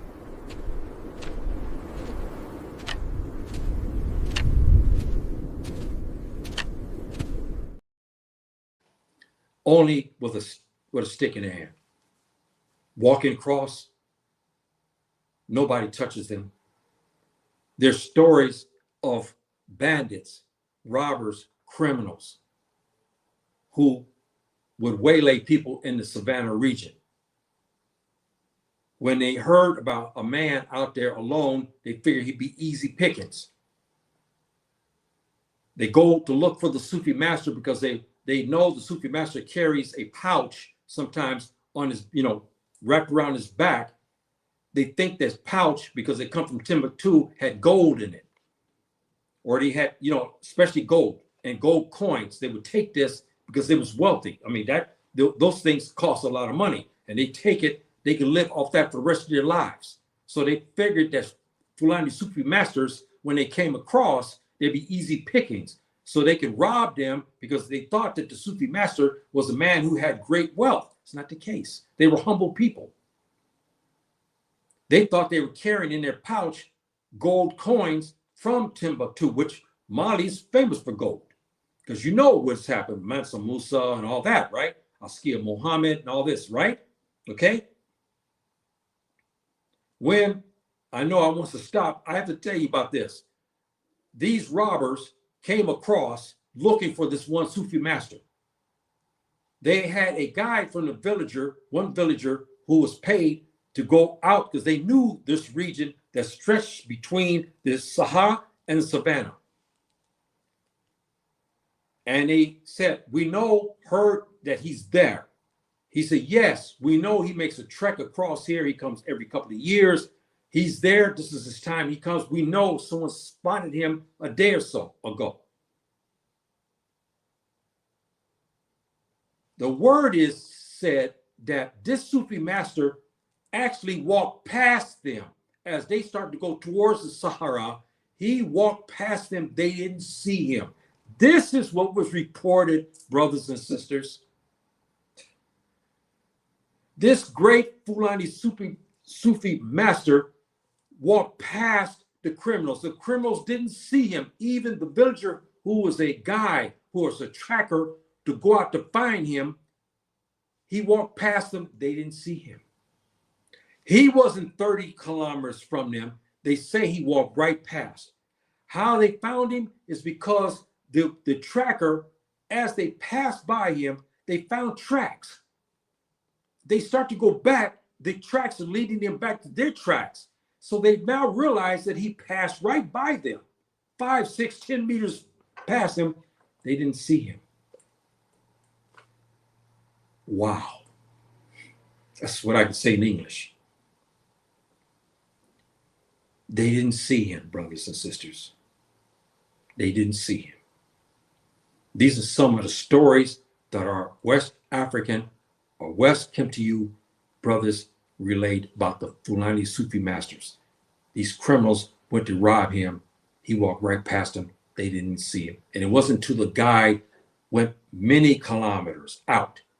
He started to find these tracks. He said, wait a minute, we should have seen him. Look at these tracks, they're fresh. As they start to backtrack, those tracks married up with their tracks. That means he walked right past them. They didn't see him.